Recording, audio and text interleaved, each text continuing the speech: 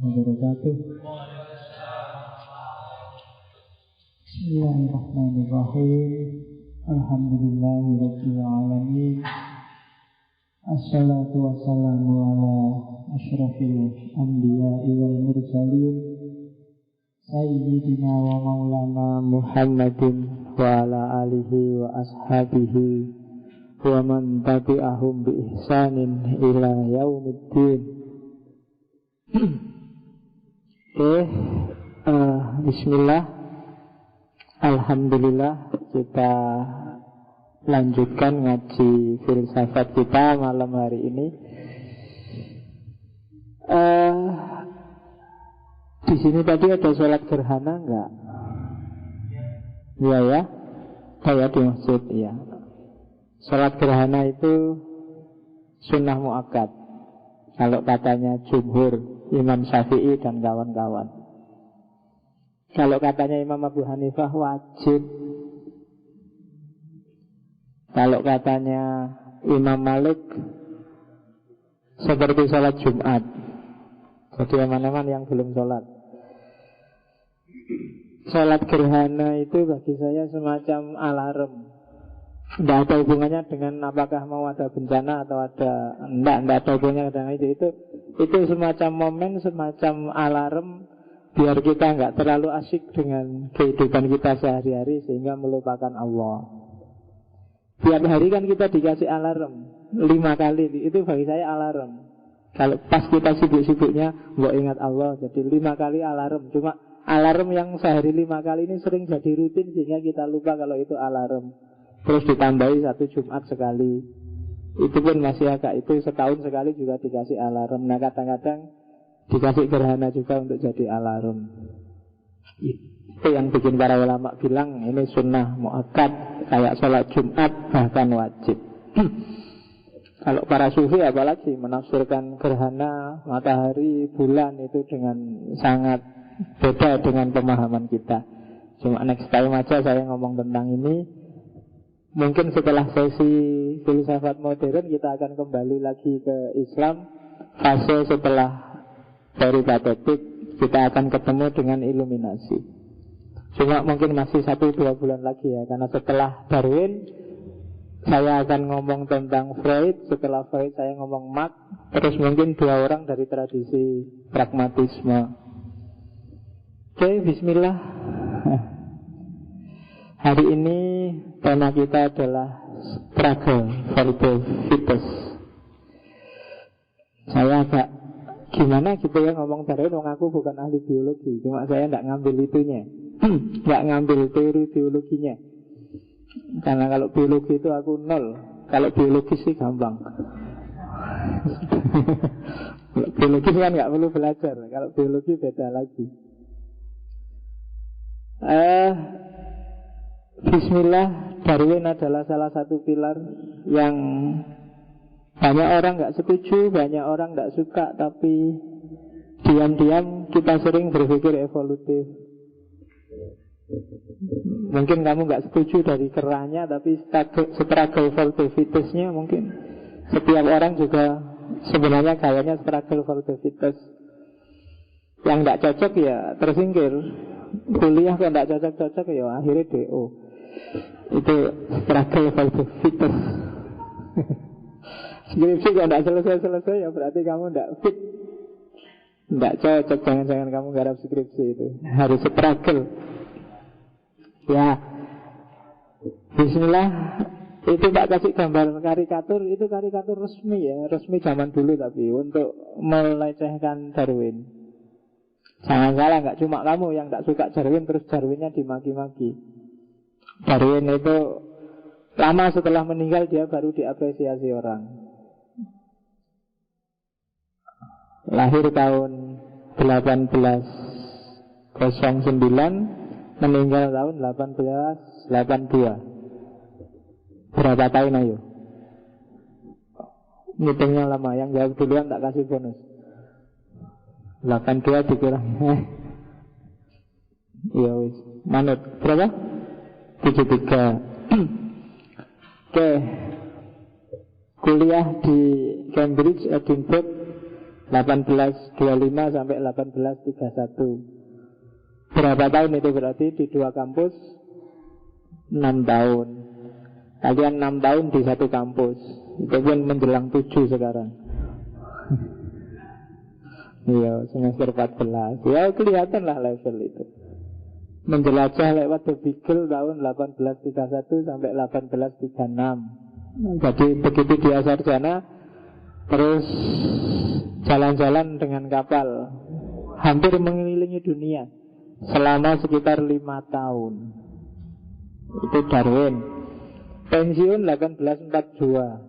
Ya itu bahasaku aja pensiun. Kalau bahasa ilmiahnya mungkin tak tahu ya. Tapi pensiun itu sudah malas mengurusi dunia ilmiah akademik, tapi tetap kreatif. Bahkan bukunya The Origin of Species itu terbitnya 1859, jauh setelah dia pensiun. Karena Darwin ini orangnya sangat hati-hati. Sebelum dia yakin dengan bukti faktual yang jelas, dengan observasi yang tegas, dia nggak akan menerbitkan. Dan wafat tahun 1882. Tentang teori evolusi dan Darwin sebenarnya ada jasanya arkeolog, biolog, bapaknya biogeografi, namanya Alfred Russel Wallace. Ini peneliti, kebetulan dia sebagian besar penelitian dan hidupnya tinggal di Indonesia. Dan yang punya ide evolusi awal itu sebenarnya beliau, yang Wallace ini. Ide itu dia dapat ketika dia tinggal di Halmahera, terus kena demam. Waktu ngreges itulah dia mikir macam-macam, terus keluar ide evolusi. Itu bedanya ilmuwan sama mahasiswa.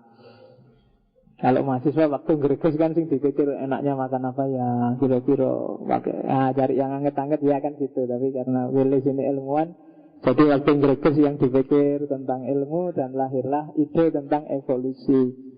Nanti tulisan artikel di jurnal yang pertama-tama tentang evolusi itu ya join antara Darwin dan Alfred Russel Wallace berdua. Jadi jangan khawatir, ini ada jasanya Indonesia. Tempatnya bukan orangnya. Kalau orang Indonesia ya kayak kita lah, biasa. Orang yang sangat pandai menikmati hidup. Ya, nggak usah ngoyo-ngoyo, yang penting dinikmati aja apapun yang terjadi. Itu bedanya kita dengan mereka. Mereka kan capek-capek, ngapain? Hidup sebentar aja kok, kan gitu pikiranmu. Oke, biarkan mereka yang mikir, kita tinggal menikmati. Ya, prinsipnya orang Indonesia itu kan. Biarkan mereka mikir, bikin telepon canggih, bikin smartphone, kita tinggal menikmati aja. Biarkan mereka rambutnya butak, kita gondrong. Bukan gitu prinsip kita kan tiap hari gitu. Ngapain sih Pak kreatif produktif, toh yo akhirnya sama saja. Itu kan kayak orang Barat jalan-jalan ke Afrika, lihat orang santai-santai. Loh, kamu kok santai-santai, mbok kerja. Hidup ini kan harus kerja keras. Loh, kerja biar dapat apa tuh Pak? Loh, kerja itu biar uangmu banyak, kamu kaya raya. Loh, terus kalau kaya raya mau apa? Loh, kan kamu bisa nanti kaya raya, anak istrimu kamu ajak istirahat santai-santai. Ngapain nunggu lama-lama, capek-capek sekarang aja sudah santai-santai. Ngapain nunggu kerja keras segala. Oke. Saya nggak bisa cerita tentang gambar ini, cuma ini tak ambil aja dari internet. Perjalanannya Darwin mulai dari awal sampai akhir, sampai dia menemukan teori evolusi. Kalau itu cerita, kamu cari aja di internet banyak. Termasuk dari kepulauan Galapagos lah, bagaimana dia berefeksi lah, dan seterusnya. Nah, ini semi dongeng, jadi kamu kejar sendiri ya. Darwin itu penjelajah, tapi dia punya banyak penyakit, agak sakit-sakitan. Jadi dia punya emah, dia macam-macam kalau kamu baca sejarahnya. Jadi orangnya agak murung akhirnya karena penyakitan, tapi dahsyat. Bahkan karyanya pun ya nggak banyak diapresiasi orang. Baru dia meninggal lama baru diapresiasi. Itu pun banyak yang mencaci maki, banyak yang nggak suka. Meskipun diam-diam, cara berpikir evolusi inilah nantinya yang melahirkan ideologi namanya progresivitas. Ada perkembangan. Hidup ini berkembang, tidak macet, sifatnya evolutif. Dan ini berpengaruh di banyak tokoh selanjutnya, termasuk Karl Marx. Bahkan ada istilah evolusi kebudayaan, ada istilah evolusi sosial. Saya lupa, kelihatannya ada juga istilah evolusi rohani. Loh kan itu jasanya Darwin loh itu, kamu pakai evolusi. Meskipun dari manusia ke keranya kamu nggak setuju, tapi istilah evolusi dan cara berpikir evolutif itu kan beredar di mana-mana. Dan kesadaran semacam ini pertama kali yang membangkitkanlah adalah Darwin. Jadi kapan-kapan kamu harus kirim Fatihah ke Darwin. Loh ya kan, pada ilmuwan yang berjasa kan harus difatihai. Ya, nah ini juga yang paling terkenal. Saya nggak perlu jelasin ini kapan dari monyet dan seterusnya itu kan. Saya harus lihat ke sana karena ini laptopnya kecil. Karena saya sekarang sudah plus, jadi sudah dikasih lebih oleh Allah. Kalau kamu kan baik kacamata karena minus, ada yang dikurangi oleh Allah. Kalau saya disayangi jadi dikasih lebih. Matanya harus plus, harus sudah menjauhi dunia termasuk tulisan. Karena kalau baca harus gini, kalau dekat nggak kelihatan. Termasuk ini karena kecil-kecil jadi terpaksa nggak bisa ya. Kamu lihat sendiri aja gambarnya. Ya kamu mikir sendiri lah, kira-kira kamu mirip apa enggak. Nah ya kan simpel itu. Dan katanya Darwin mirip kok, kamu jangan bohong. Sebetulnya ya mirip. Kamu jujur apa enggak gitu aja kan masalahnya. Oke, masuk ke teorinya. Jadi sebelum Darwin orang kenal Lamarck. Ya meskipun belakangnya Marx tapi dia bukan Karl Marx loh ya. Makanya depannya ada Lamarck berarti bukan Marx ya. Ya itu namanya maksudnya. Ya dia punya teori use and disuse. Jadi anggota tubuh manusia makhluk hidup itu bisa berubah-ubah dan perubahan itu bisa diwariskan. Itu biasanya di buku-buku sejak kamu SD kan ada gambar itu kan, jerapah. Karena pohonnya tinggi-tinggi sementara dia pendek kan, tiap hari harus nongak terus, nggak nyampe. Akhirnya agak loncat dikit, agak jinjit dikit. Tiap hari jinjit, lama-lama terus lehernya agak panjang. Lama-lama jadi panjang banget, dan panjangnya itu diwariskan. Itu teorinya Lamarck, namanya use and disuse. Jadi anggota tubuh yang kamu manfaatkan dan tidak kamu manfaatkan itu nanti berpengaruh loh. Kalau kamu diemin aja ya dia tidak berkembang, tapi kalau kamu pakai terus dia akan berkembang. Makanya kadang-kadang kalau kamu jeli coba ukur tangan kanan sama tangan kirimu panjang mana. Biasanya panjang tangan kanan, lebih aktif tangan kanan karenanya kan, dan lebih agresif tangan kanan. Jadi tangan kanannya lebih panjang. Kalau panjang dua-duanya berarti kamu agak panjang tangan. Jadi use and disuse itu teorinya Lamarck. Dan evolusi itu katanya Lamarck ya kejadiannya kayak gini, lama-lama berubah. Dulunya pendek, lama-lama agak dongak dikit. Nah nanti anak turunnya dia akhirnya lehernya panjang. Jadi ini kalau kamu pakai Lamarck yang merasa pendek, pengen perbaikan keturunan, mulai sekarang kamu agak jinjit-jinjit, agak mendongak-dongak biar nanti anak cucumu jadi tinggi ya. Kalau zaman saya dulu di kampung ada hubungannya dengan gerhana. Kalau pas gerhana kamu gandol lah, apa ada palang pintu apa-apa. Kalau kamu gandol waktu gerhana kamu akan tinggi. Itu di kampung saya dulu gitu. Saya tidak tahu di kampungmu ada nggak tradisi kayak gitu. Nah, itu mungkin pakai teorinya Lamarck. Jadi kalau kamu gandol-gandol kan agak mendongak-dongak ya lama-lama kamu tinggi. Itu teori evolusi sebelum Darwin. Darwin juga agak kena pengaruh ini, tapi teori ini kan sudah dibantah oleh Agus Weismann.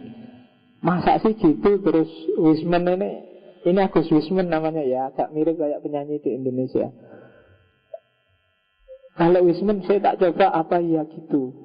Terus dia nyari tikus. Tikus itu ekornya dipotong, nyari tikus cowok sama tikus cewek, ekornya dipotong dikawinkan. Begitu lahir anaknya tikus, loh kok ada ekornya panjang lagi, dicoba lagi, dipotong ekornya, dikawinkan lagi. Sampai sekitar 21 generasi tikus. Saya tidak tahu ya, tikus itu generasinya berapa bulan melahirkan dan pokoknya dipotong sampai 21 kali. Tetap aja ekornya panjang, berarti lama keliru. Ternyata perubahan fisik itu tidak selalu diwariskan. Jadi orang yang buta sama buta nggak mesti anaknya buta kok. Ya kan banyak itu kan ada. Kalau saya nggak tahu di Sanmor apa di mana kan ada yang anaknya itu nggak buta, bapaknya buta, kan nggak diwariskan. Jadi cacat fisik ternyata nggak diwariskan. Beda sama teorinya Lamarck. Ada cacat yang diwariskan. Jadi kamu nggak perlu takut. Kalau kamu merasa jelek, nggak mesti anakmu jelek. Ada kamu. Loh iya kan pakai teori ini kan berarti ini percobaan kok. Ilmiah, jangan khawatir. Iya, jadi ternyata nggak jaminan fisik kayak apa nanti hasilnya kayak apa. Berarti kayak gimana terus evolusi itu? Nah, dari sinilah terus memicu ide evolusi Darwinian. Yang pertama, penjelajahannya Darwin di Kepulauan Galapagos. Dia ketemu yang paling berkesan kan kura-kura. Jadi kura-kura di sana itu beda-beda tergantung kondisi alamnya. Itu yang pertama. Yang kedua, teorinya Charles Lyell, Principle of Geology. Ini teori tentang bumi, bahwa bumi itu bukit, alam seperti itu berubah-ubah kondisinya. Merapi itu mungkin mengalami pergeseran-pergeseran, dan perubahan ini sangat mungkin mempengaruhi makhluk hidup. Teorinya Charles Lyell, perubahan sekeliling mempengaruhi makhluk hidup. Terus ada juga teorinya Robert Malthus. Jadi kalau teorinya Robert Malthus yang kalian kenal itu kan pertambahan jumlah manusia dengan ketersediaan bahan pangan. Itu kan Robert Malthus. Pertambahan jumlah manusia itu pakai deret ukur. Kalau pertambahan bahan pangan itu pakai deret hitung. Jadi kalau nasi, beras itu jumlahnya dari 1, baru 2, baru 3, baru 4. Tapi kalau manusia dari 2 jadi 4, jadi 8, jadi 16, kan begitu. Bapakmu, ibumu punya anak 2, itu kan dari 2 jadi 4. Nanti masing-masing anak punya 2-2. Itu minimal loh. Kalau orang dulu bisa 8, bisa 12. Iya. Bapak saya itu 11, tinggal 8. Ibu saya 6. Orang zaman dulu. Kalau nenek saya 16. Ya kan? Ya karena orang dulu hiburannya kan cuma itu. Ayo, TV enggak punya, acaranya cuma TVRI, enggak menarik. Listrik belum ada. Terus ngapain ya? Kan cuma itu hiburannya. Pengen apa lagi? Iya. Itu kayak Pak Yai saya waktu tak guyon itu kan di kampung di Mojokerto. Pak Yai saya itu umurnya 67, baru saja kawin dengan santrinya umur 16. Kan seru kalau tak guyoni Pak Yai masa apa masih bisa sampean gitu. Kan dia ketawa aja. Berani sampean katanya Pak Yai. Iya kamu enak, iso internetan, iso Facebookan, iso nonton bal-balan lah saya. Tiap hari mbok suruh ngaji, mbok suruh apa ya hiburanku cuma ini aja kan gitu. Ya, jadi kamu jangan marah, yuk dikasihani lah. Mau Pak Yai kan nonton bal-balan, mbok anggap nggak pantas. Dia jalan-jalan di mall ya pakai masa Kiai jalan-jalan di mall. Tapi kasihan dia nggak bisa ngapa-ngapain. Biarlah hiburan yang satu itu jangan kamu protes. Dia bisanya cuma itu yang menyenangkan. Kalau kamu kan Facebookan, kalau Pak Yai mau Facebookan kan kamu ketawa mesti kan Pak Yai kok Facebookan kan. Lah terus hiburannya apa? Kalau Pak Yai main game juga kamu masa Pak Yai main apa FIFA 15 apa main PES main nggak pantas ya, pantas ya ngono kuwi. Ben wae jangan diprotes dong. Wong yang dikawini aja seneng-seneng kok kamu sirik. Oke, jadi perkembangan jumlah masyarakat ternyata nggak nyambung loh dengan perkembangan bahan pokok. Loh ini menentukan struggle for the fittest tadi. Ayo, kalau gitu siapa nanti yang bertahan? Bisa terus. Ini nggak cuma manusia, hewan mungkin juga gitu. Sekarang apalagi manusia itu kan serakahnya luar biasa. Semua sumber daya yang sebenarnya jatahnya hewan pun sekarang dimakan juga. Kemarin di TV ada teknologi mengolah kulit pisang untuk jadi makanan. Loh, itu jatahnya monyet ya. Tinggal kulitnya aja masih diambil oleh manusia. Loh, monyetnya makan apa besok? Sekarang orang juga yang nanam pisang juga sudah mulai jarang. Oh, itu kan berat kan. Ini gimana? Tapi ya tenang aja, nanti yang kuat yang akan bertahan. Di Jakarta kapan itu saya lihat kambing aja sudah mulai bisa makan kertas di tempat-tempat sampah itu. Itu kan struggle for the fittest. Kalau dia tidak bisa makan kertas, wong rumputnya nggak ada. Masa disuruh puasa dia? Ya puasa pun sahur sama bukanya pakai apa? Wong rumputnya nggak ada. Jadi ya dengan terpaksa dia struggle for the fittest. Dan makanannya akhirnya kertas. Zaman Jepang dulu para Romusa itu, kalau kamu baca-baca cerita, ada loh sampai yang cuma makan pasir. Kenapa? Ya dia tidak ada makanan. Saya baru ingat tentang makan pasir itu waktu ke Iran. Di Iran itu saya pernah ngobrol sama mantan pasukan perang Irak-Iran.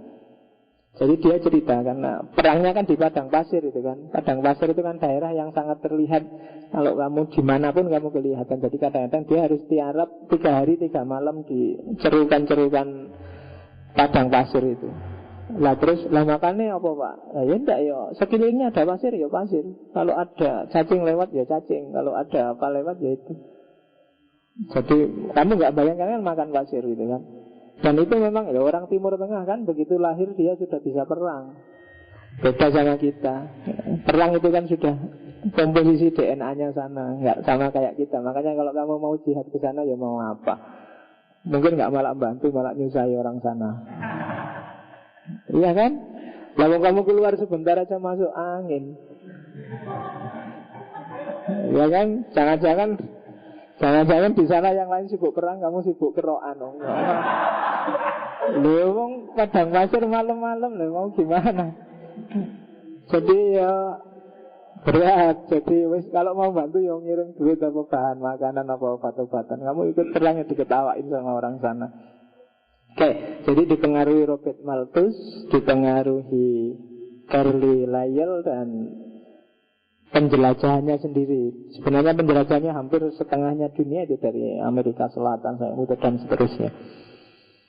Oke, ide dasarnya sebenarnya 2. Jadi teori evolusi itu yang detail-detail mungkin saya nggak terlalu dalam. Intinya cuma 2 itu. Yang pertama, spesies yang ada sekarang itu berasal dari spesies yang hidup di masa lampau sebelumnya. Jadi kalau hari ini ada manusia itu berarti adanya sebelum kita pasti ada tipe kayak kita. Jadi kita ini tidak baru sama sekali. Dan kita hari ini bisa hidup, bisa survive itu pasti melalui struggle for the fittest. Tidak cuma manusia, semua makhluk hidup juga begitu. Bahkan kamu bisa jadi bayi kemudian besar kayak gini kan perjuangan.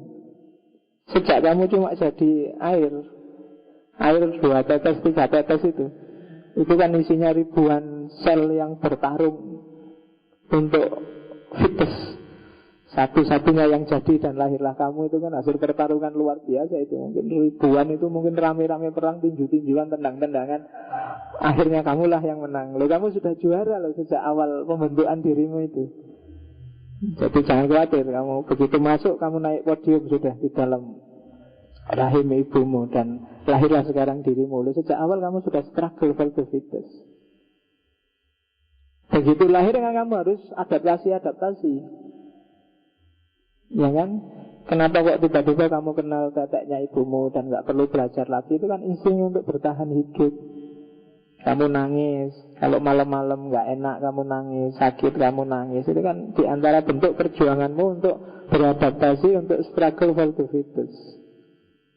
Jadi yang hari ini ada itu hasil perjuangan yang panjang dan lama. Itu aja teori dasarnya Darwin. Jadi makhluk yang ada sekarang itu asalnya dari sebelumnya. Dan sampai sekarang masih ada itu karena dia struggle, karena dia perjuangan, gak asal ada. Ya, ide dasarnya cuma 2 itu. Buktinya apa? Buktinya adalah ada, kenapa sih ada evolusi itu? Kenapa sih kok tidak statis saja, kok ada perubahan-perubahan? Kok bisa dari manusia jadi kera, ekstrimnya kan gitu. Tapi ternyata dari pencermatannya Darwin, ya ada banyak bukti yang mendukung itu. Yang pertama adalah ada variasi dalam garis keturunan. Kamu anaknya ibumu kan, tapi kan kamu nggak sama persis, nggak fotokopi kayak bapakmu. Atau yang perempuan nggak fotokopi kayak ibunya. Kalau fotokopi bapak ibumu bingung mesti membedakan. Mungkin ada kembar identik tapi kan masih bisa aja dikenali. Oh, kamu yang A, dia yang B, kan pasti gitu. Ada variasi. Orang satu rumah kamu jejer, kamu ini anaknya 3, ini bapaknya ibunya, ya paling orang mirip ibunya ya, mesti gitu kan. Kenapa? Ya cuma mirip aja, karena pasti ada bedanya. Pasti ada variasi-variasi. Mungkin bapakmu gampang jenggoten, kamu enggak, karena itu kan variasi-variasi. Bapakmu bibirnya agak panjang, kamu agak sempit. Bapakmu agak pesek, kamu pesek banget, kan gitu. Begini, itu kan variasi-variasi. Jadi, enggak, buktinya ada evolusi, buktinya ada perubahan dalam keluarga pun ya pasti ada variasi-variasi. Enggak cuma manusia, hewan pasti juga gitu. Kucing itu bagi kamu kan sama, kucing ya kucing Pak, ya enggak, ya ada variasinya, ada kucing yang agak cakep, ada kucing yang jelek. Yang ngerti ya kucing. Ya bagi kamu kan sama aja. Kamu kan lihatnya sama, kamu enggak, kamu jelimeti. Bagi kamu orang Afrika ya kayak gitu semua, hitam-hitam semua, kan mesti gitu. Enggak ada yang cantik kok Pak, ya wajahnya gitu-gitu semua. Iyalah, kamu enggak jelimeti sih. Coba kamu jelimeti lama-lama, oh iya ya, beda-beda. Ada yang cakep juga, kan mesti gitu. Saya punya teman ditugaskan di Irian Jaya. Begitu datang ke sana di Irian Jaya stres ya. Aduh, wajahnya orang ini Irian Jaya podo kabeh, nggak ada yang cakep, gitu-gitu semua. Kerasan nggak ya saya? Begitu 2 tahun di sana, ada sih 1-2 yang cakep kan gitu. Begitu 3 tahun di sana, banyak ternyata yang cakep loh orang Irian Jaya itu. Nanti mungkin 5 tahun lagi dia kawin sama orang sana. Ya kan? Ya karena pasti ada variasi, pasti ada beda dalam keturunan.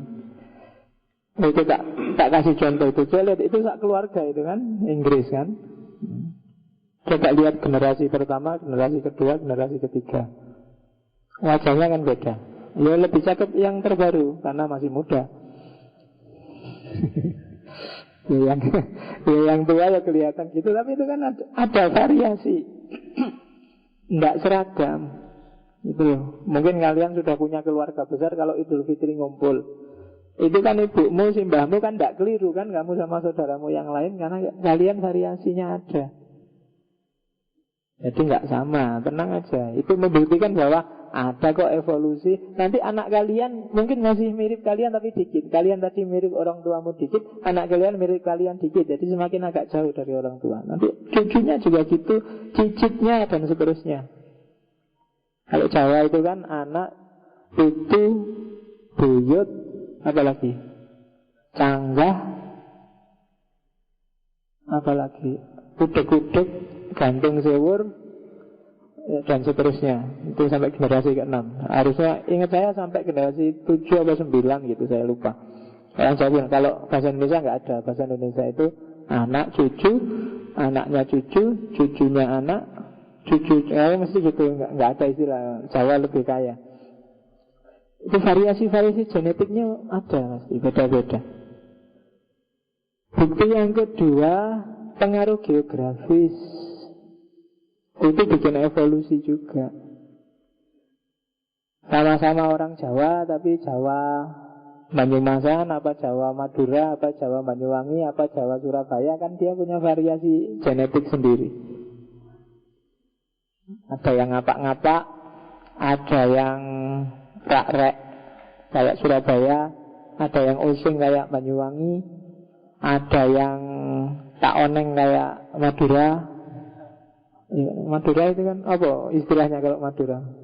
Ada yang Madura di sini? Ada ya? Telak itu apa kalau Madura? Telak. Ya tak oneng lah. Oke, tak oneng itu berarti bukan oneng. Jadi pengaruh geografis, persebaran geografis ternyata membedakan. Nanti kalau di penelitian Darwin, burung yang punya banyak variasi. Jadi ada 14 variasi burung finch. Nah, burung finch itu yang ditemukan oleh Darwin. Di pulau ini paruhnya seperti itu, di pulau ini beda lagi. Di pulau ini nggak bisa terbang, bisanya cuma jalan nyari makanan di bawah. Di pulau ini karena makanannya jauh di bawah pohon, paruhnya agak panjang di pulau ini. Pengaruh geografis.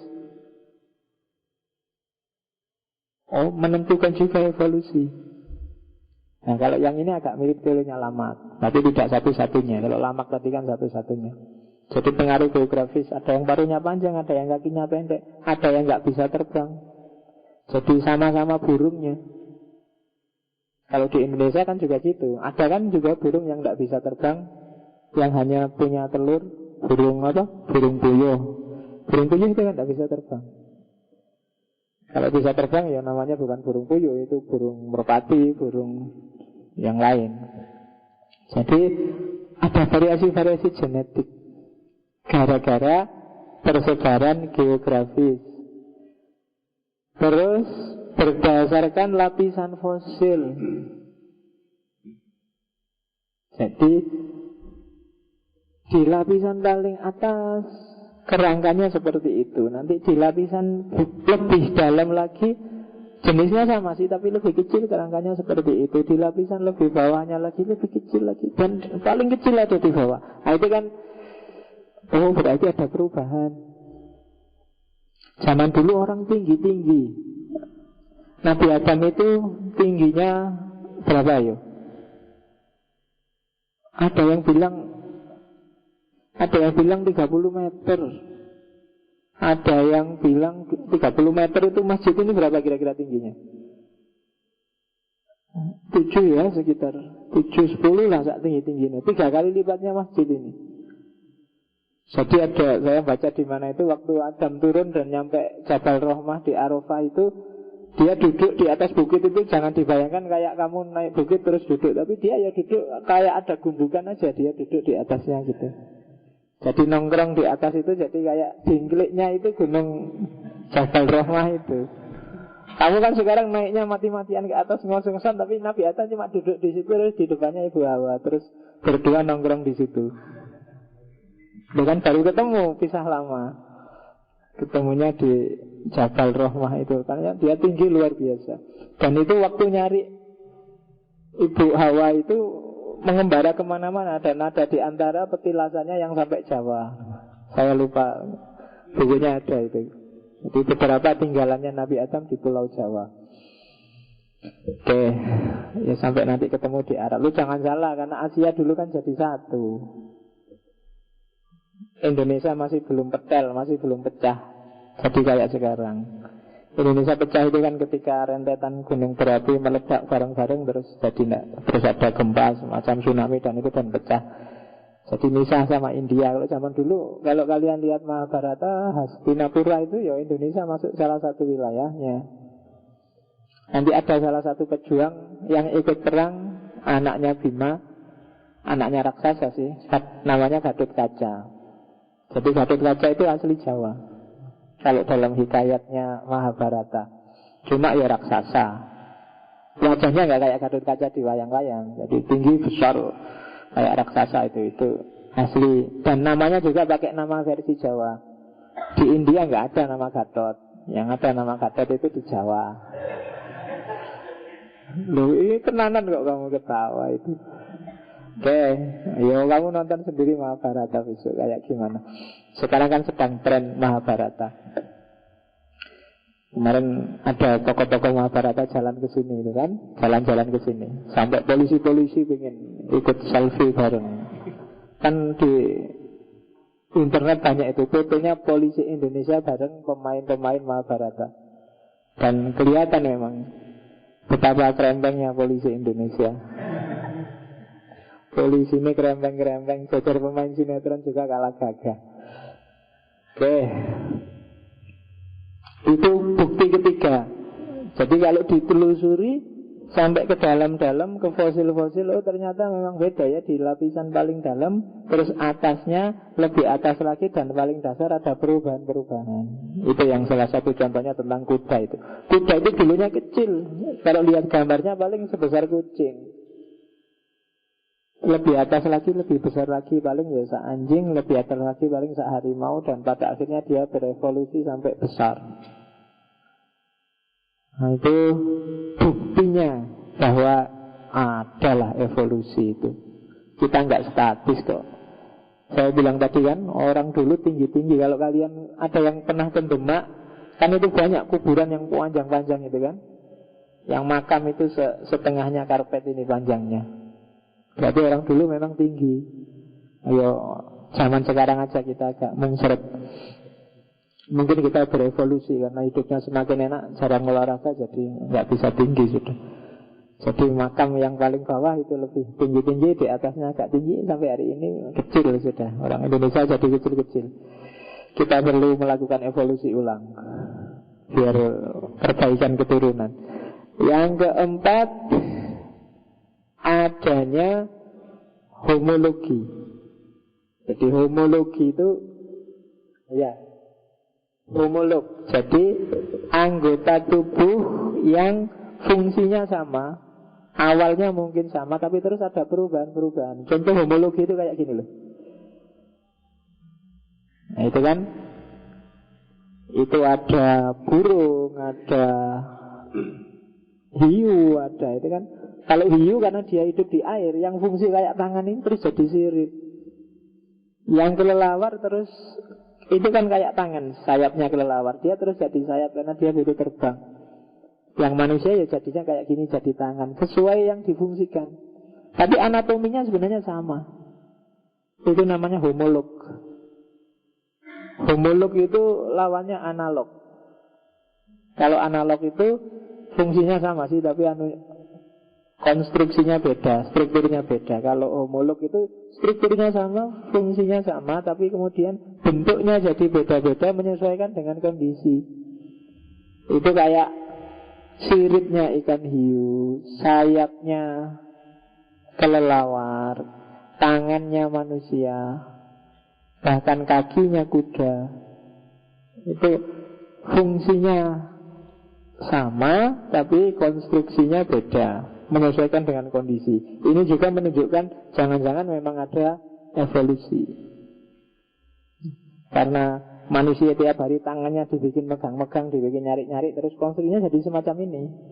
Ada evolusi. Mungkin dulunya nggak eksak kayak gini, tapi ada perubahan-perubahan terus jadilah kayak gini. Sehingga kamu bisa ngambil air minum dengan santainya. Coba kayak kelelawar atau kayak ikan hiu, kamu nggak bisa minum teh, maka bersyukurlah.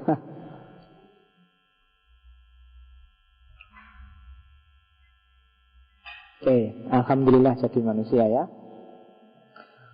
Kita berevolusi sampai puncak. Oke, terus ya studi perbandingan embrio. Ini buktinya yang kelima bahwa ada evolusi kok. Embrio, saya nggak perlu baca itunya, tulisannya kecil-kecil, tak lihat langsung gambarnya aja. Itu perkembangan embrio ikan, ayam, babi, manusia. Kalau ikan gambarnya yang paling atas itu.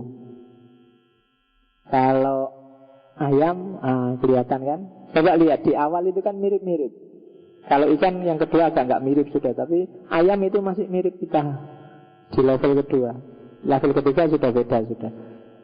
Kalau babi apalagi mirip. Secara embrio ternyata kita agak mirip. Nah, yang paling bawah manusia. Lalu itu perkembangan embrio. Oh iya ya, jangan-jangan evolusi kita itu ya kita mirip-mirip aja waktu di dalam perut. Makanya kamu jangan GR, jangan merasa sok cakep. Ternyata ya waktu embrio kita kayak gitu aja. Ikan, ayam, babi, manusia. Dari mulai yang paling tidak mirip sampai yang paling mirip.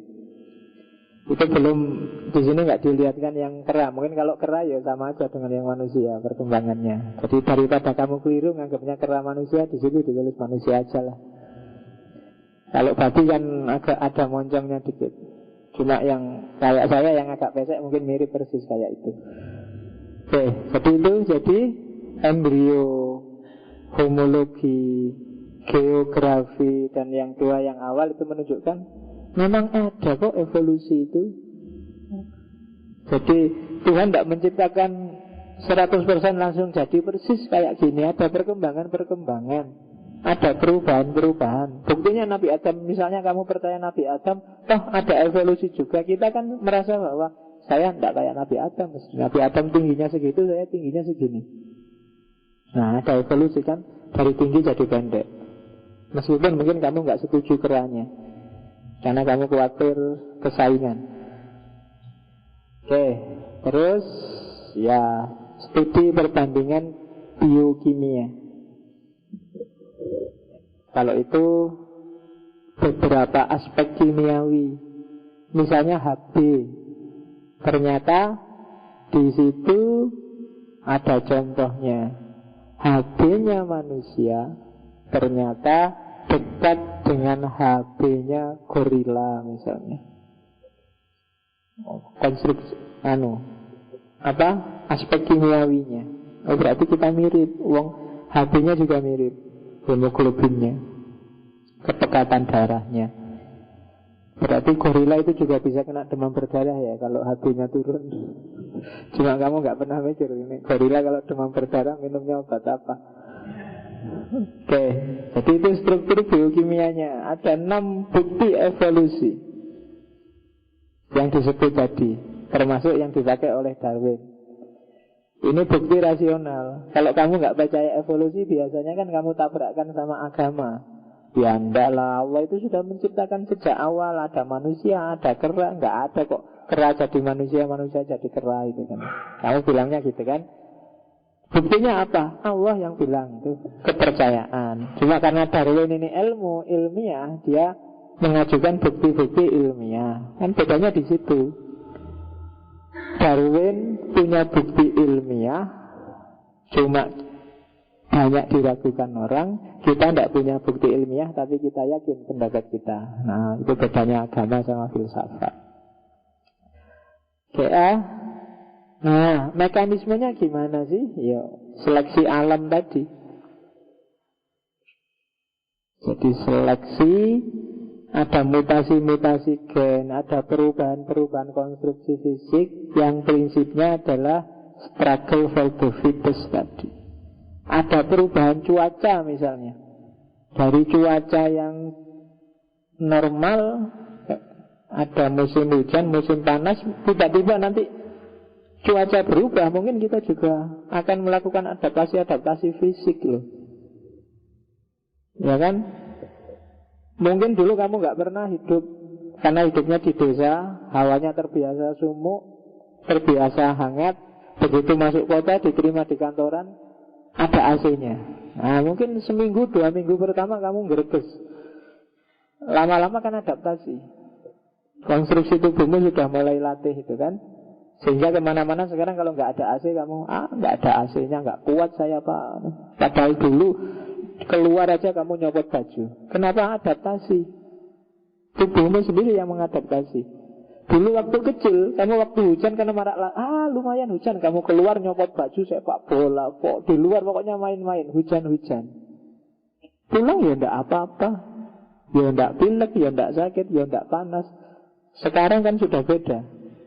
Kamu kondisikan tubuhmu untuk manja, jadi kalau hujan begitu kena tes itu kan kamu terus lari-lari. Ada yang nyari jas hujan, ada yang nyari payung karena takut pilek. Lah kok dulu enggak, kok sekarang gampang pilek? Ya kamu sendiri yang mengkondisikan. Ada mutasi-mutasi genetik dalam dirimu sehingga kamu jadi manja. Ada, karena ada seleksi. Ada struggle yang kamu sendiri bikin kamu ringkih sih. Keluar sebentar masuk angin, makan terlalu panas, lidahnya panas terus nggak enak badan, terlalu dingin pilek, pokoknya serba susah. Makan gula kencing manis, kebanyakan garam liver, abot. Seleksi alam. Nah kalau kamu kalah lama-lama ya ndak fitness. Kalau tidak fitness ya tidak cuma urusan biologi, urusan sosial, urusan budaya juga gitu kan. Hidup ini selalu struggle for the fittest. Yang tidak cocok nanti yang akan tersingkir. Jadi kalau ada aliran apa-apa yang baru yang sekarang bikin kamu gelisah, apa ya sekarang ISIS, apalagi yang keras-keras atau yang liberal-liberal, itu dia akan survive kalau dia bisa lentur menyesuaikan diri dengan lingkungan, dengan masyarakatnya. Kalau enggak, dia akan tersingkir. Karena dengan prinsip struggle for the fittest ini, semakin banyak orang enggak suka kan semakin lama perlahan akan mati. Tapi semakin orang merasa sesuai, kemudian banyak orang ikut, ya dia akan hidup terus. Itu struggle. Seleksi alam. Jadi prinsip evolusi yang paling dasar itu seleksi alam. Dalam hal apapun, yang terjadi adalah persaingan-persaingan, pertarungan-pertarungan. Sekarang yang daftar CPNS sudah berapa juta orang. Oh, itu kan struggle for the fittest. Siapa yang paling cocok, yang paling punya bakat untuk jadi PNS, dialah yang lolos. Yang enggak ya daftar lagi tahun depan. Kan gitu aja. Tapi kalau kamu ingin lolos, ya bikin dirimu fit, bikin dirimu sesuai untuk jadi PNS. Ya entah gimana caranya, kamu ngerti sendirilah miliunya seorang PNS. Tapi kalau enggak ya enggak bisa. Itu struggle for the fittest. Ada formasi yang dibutuhkan satu orang, yang daftar 300.000 orang. Loh itu kan yang enggak fit, yang dibuang itu kan 299.000 orang. Kan itu banyak loh. Tapi memang itulah seleksi alam. Karena bahan makanannya ya, formasinya cuma satu. Kayak Robert Malthus tadi, nasinya cuma satu piring tapi direbut 4 orang. Ya sudah. Ya ada sih kebijaksanaan 4 dibagi 1, tapi akhirnya ya kecil-kecil dan kurus-kurus. Nah, tapi ya lumayan bisa fit semua. Tapi yang tidak tahan dengan nasi 1/4 piring, ya dia akan hilang. Dia tidak akan bisa struggle. Ya dalam hal apapun, kuliah juga begitu. Kalau kamu nggak bisa fit sama dosennya, jangan harap bisa lulus. Kamu harus berjuang untuk menyesuaikan dirimu dengan dosennya, karena nasibmu ditentukan oleh mereka. The struggle for the fittest. Loh, ngaji semacam ini bagi saya juga semacam evolusi, mutasi genetik dari ngaji biasa dengan kuliah, dengan itu kan gitu. Nyari struggle. Pengen sih belajar filsafat, tapi kok kalau kuliah filsafat enggak lah, ijazah filsafat buat apa? Kalau ngaji yang beneran pakai kitab kuning, ngantuk biasa lah. Ini kan semacam mutasi genetik. Biar kita tetap survive, kita harus struggle nyari format baru yang nyantai tapi yang dipelajari filsafat. Itu sebenarnya ini perjuangan. Yang enggak fit dengan kayak gini kan mesti enggak datang lagi besok. Ngaji apa kuwi? Ngomong apa kuwi kan mesti gitu. Enggak jelas. Nah, ini seleksi alam juga kan. Alam yang seleksi. Kalau di kampus seleksinya pakai ujian, pakai itu. Kalau di sini seleksinya natural. Suka karepmu, enggak suka karepmu. Bikin dirimu sendiri fit. Terserah yang bikin kamu nyaman itu ruangannya, filsafatnya atau tehnya, enggak apa-apa. Yang penting kamu tetap merasa fit. Itu seleksi alam. Struggle for the fittest itu gambarnya seperti itu. Awalnya satu, ngaji ya ngaji, ada kiainya, ada kitab kuningnya, ada santrinya. Santrinya ya harusnya pakai sarung, pakai kopiah gitu lah, masuk santri gundulan. Kiai itu ya pakai serban, jenggotnya yang agak panjang dikit, itu kan sunnah Rasul kan gitu. Masa kiai kok gundulan? Kadang-kadang pakai jaket, nggak fit itu. Cuma dari yang ngaji yang awal yang cuma satu mono itu tadi, terus muncul variasi-variasi. Jangan salah, sekarang macam-macam loh gaya ngaji. Ada yang ngaji di hotel-hotel bayar mahal, ada yang ngaji di TV-TV yang diatur, yang ada jargonnya, ya kan? Curhat dong mah, itu kan variasi itu juga dari ngaji yang biasa. Ada yang jamaah, itu kan variasi juga dari yang biasa. Loh, itu kan variasi. Untuk apa sih dibikin variasi? Biar survive. Itu kan semacam perubahan dari format ngaji yang lama. Itu evolusi juga. Ada variasi. Cuma ada variasi yang bertahan, ada yang tidak bertahan. Ada persaingan-persaingan. Nah yang tidak bertahan itu nanti yang hilang. Sementara yang fitness, dia yang bertahan. Dan dari situ lahir varian-varian baru. Itu modelnya. Jadi hidup polanya akan semacam itu terus. Baik dunia keilmuan, dunia pemikiran, dunia sosial. Selalu sifatnya perjuangan untuk mencari yang paling pas, paling sesuai. Tidak ada urusan mana yang kamu anggap benar, mana yang kamu anggap salah, mana yang kamu anggap baik. Asal lingkungannya fit, cocok di situ, dia akan tetap hidup. Kamu sebenar apapun, tapi kalau lingkungannya keliru, ya, makanya kayak Ronggo Warsito itu loh, menangi zaman edan. Kalau kamu nggak bisa ikut edan, kamu nggak akan fit. Justru kamu yang dianggap edan. Kamu harus berjuang mati-matian untuk melahirkan variasi baru. Karena kalau kamu tetap di situ, kamu yang akan diterlan oleh keedanan. Lama-lama kamu juga akan ikut edan. Di tengah orang-orang yang edan, satu-satunya yang waras akan dianggap edan. Kan gitu logikanya. Di tengah orang yang setuju filsafat, kalau ada satu aja yang tidak setuju filsafat, dialah yang sesat. Tapi di tengah orang yang tidak setuju filsafat, kalau ada satu aja yang berfilsafat, dialah yang sesat. Oh, itu logika masyarakat gitu. Maka variasi dan perbedaan itu perjuangan untuk hidup. Struggle for the fittest. Nah, apa sih akibatnya evolusi? Ya yang pertama adaptasi. Adaptasi itu ya perubahan-perubahan. Struktur umumnya sih tetap, tapi ada perubahan-perubahan kecil. Ya kayak tadi, tanganmu jadi lebih panjang sebelah. Kenapa? Ya karena dia sangat aktif. Itu kan perubahan-perubahan kecil. Namanya adaptasi.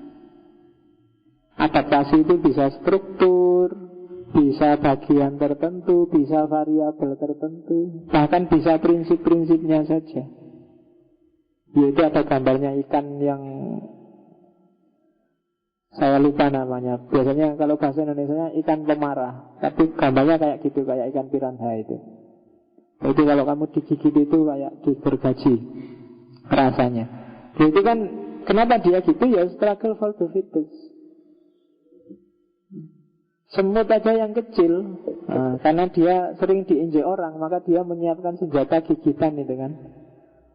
Jadi semut pun kalau diinjek lama-lama menggigit, kalau belum mati duluan. Loh iya kan kayak gitu kan, prinsipnya selalu gitu kan. Ya, kalau sudah mati duluan ya gimana bisa gigit. Tapi dia punya senjata. Binatang yang paling lemah sekalipun dia punya senjata. Kadang-kadang dia bisa kamuflase, mengadaptasi dirinya sehingga berubah warna sesuai tempatnya. Kalau kabelnya merah ya lama-lama jadi merah semua. Itu kan diantara bentuk perubahan yang sifatnya adaptif, menyesuaikan dengan kondisi. Itu penting karena orang yang tidak bisa adaptasi, makhluk yang tidak bisa adaptasi, lama-lama dia akan punah.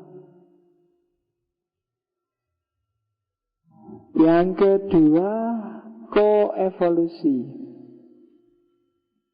Koevolusi itu sama-sama berubah tapi bareng musuhnya. Misalnya apa wis? Ular sama katak misalnya. Katak punya sistem pertahanan, ular punya racun. Semakin canggih racunnya ular, katak juga semakin canggih sistem pertahanannya. Itu kan perubahan-perubahan ngikuti musuhnya. Loh kok kamu sekarang pegang senjata pisau, saya tak ambil golok. Musuhnya, loh kok sekarang kamu pistol, aku tak bawa senapan. Loh kok kamu bawa senapan, aku tak bawa dinamit. Itu kan berubah sesuai rivalnya. Itu namanya koevolusi. Rivalnya gimana? Aku ya harus gitu. Kalau dalam hewan ya biasanya lawan-lawannya. Nyamuk sama apa? Binatang apa yang membahayakan nyamuk? Ya cicak, ya kan manusia. Itu kan membahayakan nyamuk itu kan. Lalu nyamuk punya sistem pertahanan sendiri untuk mengganggu manusia. Kadang-kadang nyamuknya di sana, suaranya ngingnya di sini. Itu kan sistem pertahanan. Manusianya gini-gini. Nggak ada, balik-balik suaranya masih ada. Wong dia ada di sana. dia sudah pintar merubah arah suaranya dia. Kayak antibiotik gitu kan. Di virus-virus tertentu, bakteri tertentu dikasih antibiotik, kalau makainya nggak pas malah dia mutasi, beradaptasi. Wah, obat kayak gini tuh. Nah, kalau obatnya kayak gini, aku gini aja deh. Jadi lama-lama kebal. Itu namanya adaptasi.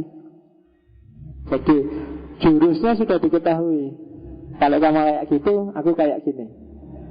Kalau kamu merengek, aku cuek. Kalau kamu merayu, tak anggap gombal. Itu kan sama-sama berevolusi. Sama-sama berubah. Oke, itu namanya koevolusi. Perubahan bersama-sama tapi menyesuaikan dengan kondisi yang mengancam dirinya. Kalau manusia kan pinter dia bikin, musuhnya manusia kan banyak, itu makanya dia pinter bikin alat-alat. Untuk melawan nyamuk aja kan ada berapa jenis teknologi itu. Ada raket anti nyamuk, ada obat nyamuk bakar, obat nyamuk cair, ada, itu kan musuhnya banyak. Nyamuknya sendiri mikirnya berkali-kali. Dulu kan cuma ada obat nyamuk bakar. Jadi nyamuknya gampang kan, nunggu aja nempel sebentar, nanti asapnya habis dia datang lagi. Sekarang ganti modelnya semprot 30 jam. Nah, ya dia tidur aja kalau malam, kalau siang baru muncul lagi. Sudah hilang semprotannya. Lalu, nyamuk juga bisa beradaptasi. Mungkin kalian pernah sumpek melawan tikus. Tikus itu diracun sekali kena, tapi besok nggak akan kena lagi dia. Oh, dia melakukan evolusi sendiri. Dia melakukan adaptasi sendiri. Dia koevolusi melawan manusia. Terus kamu bikin lem.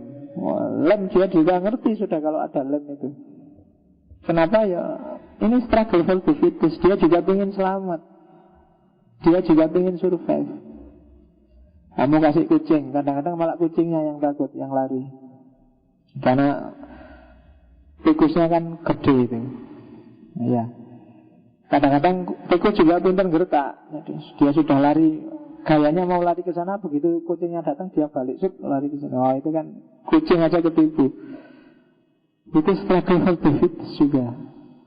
Yang ketiga, kooperasi. Kalau kooperasi itu sama-sama berubah bareng teman.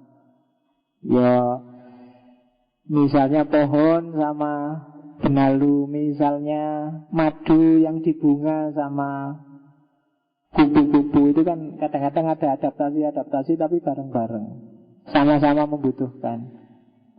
Nah, itu namanya kooperasi. Oke, kalau di Indonesia kooperasi itu bayangannya mesti tempatnya utang, tempatnya. Nah, kooperasi itu kerja bareng untuk yang saling menguntungkan. Terus kadang-kadang juga bisa melahirkan spesies baru, spesiasi.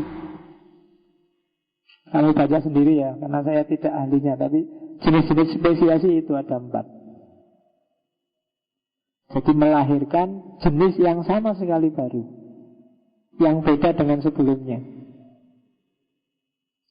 Orang Jawa zaman dulu itu wajahnya natural sekali, oriental, kulitnya coklat. Tapi sekarang kenapa ya kok orang Jawa itu wajahnya banyak yang agak bule-bule gimana gitu. Kenapa bisa begitu? Mungkin karena ada spesies baru, ada adaptasi, ada kooperasi, ada koevolusi, terus lebih suka yang kulit putih, sehingga anaknya kemudian kulit putih. Ada adaptasi, ada perubahan. Nah, itu spesiasi namanya, lahir spesies baru. Selama ini kita kenal ada kulit berapa di dunia ini? Kulit putih, kulit hitam, kulit coklat, kulit kuning. Oh, kan?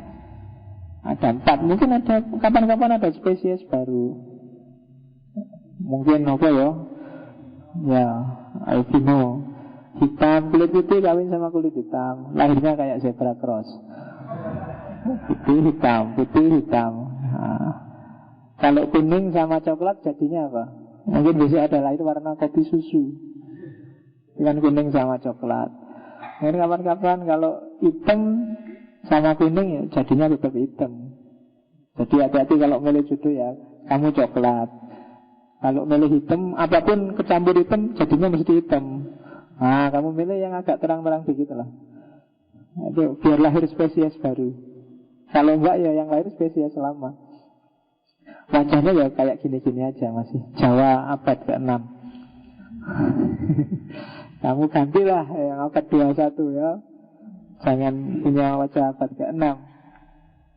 Ada juga evolusi yang jenisnya punah. Kenapa? Karena dia tidak bisa fit, tidak bisa struggle. Punah itu nggak cuma dinosaurus. Banyak sekarang makhluk-makhluk yang punah. Makanya kapan itu saya lihat di majalah ada tulisan orang baik sekarang hampir punah. Hati-hati ya kamu. Iya, katanya orang baik di Indonesia itu sekarang hampir punah. Mari kita lestarikan kalau ada teman yang baik. Karena ramalannya hampir punah. Karena orang baik ternyata tidak fit untuk dunia abad 21. Dia struggle kayak apapun tidak nyambung ternyata. Zaman nggak butuh dia, butuhnya orang yang tidak terlalu baik. Nah, kamu terancam punah kalau kamu merasa jadi orang baik. Jadi hati-hati ya.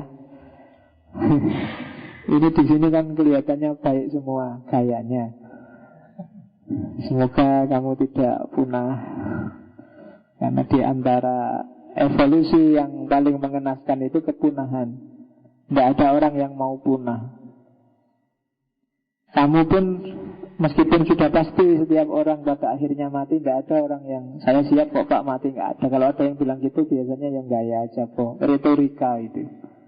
Aslinya ya wedi lah mati. Punah itu menakutkan.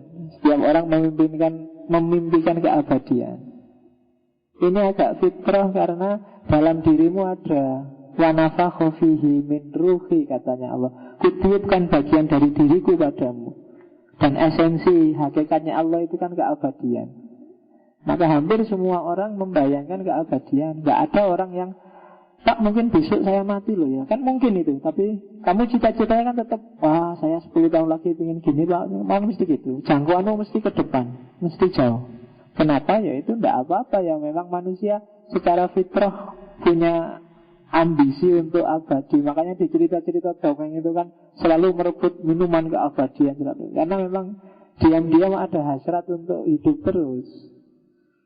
Kamu ngerti lah manusia itu paling 70-80. Tapi kalau kamu umur 80 ditawari masih mau nggak kalau ada bonus sampai 90? Ya mau lah Pak, nggak apa-apa. Ya kalau bisa 100 lah. Gitu. Karena orang selalu memimpikan keabadian. Itu tasawuf itu. Next time kita ketemu itu. Oke. Maka dari situ bagi saya, pada akhirnya sebelum kita lihat dampak dan sisa-sisanya evolusi, evolusi Darwin adalah materialisme alam semesta. Jadi kalau kamu setuju evolusi Darwinian, evolusi yang Darwin loh ya, yang dari manusia sumbernya kera, yang setiap makhluk dari yang bersel sederhana sampai yang bersel kompleks kayak manusia, itu semua kan yang dilihat materinya. Batinnya gimana? Itu kan nggak dilihat. Luar.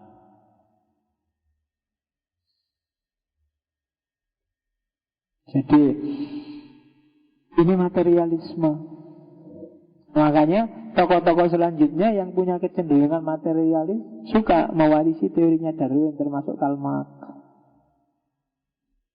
Dasarnya hanya materi. Dan saya bilang jangan lupa dia termasuk salah satu pilar yang membangun peradaban modern,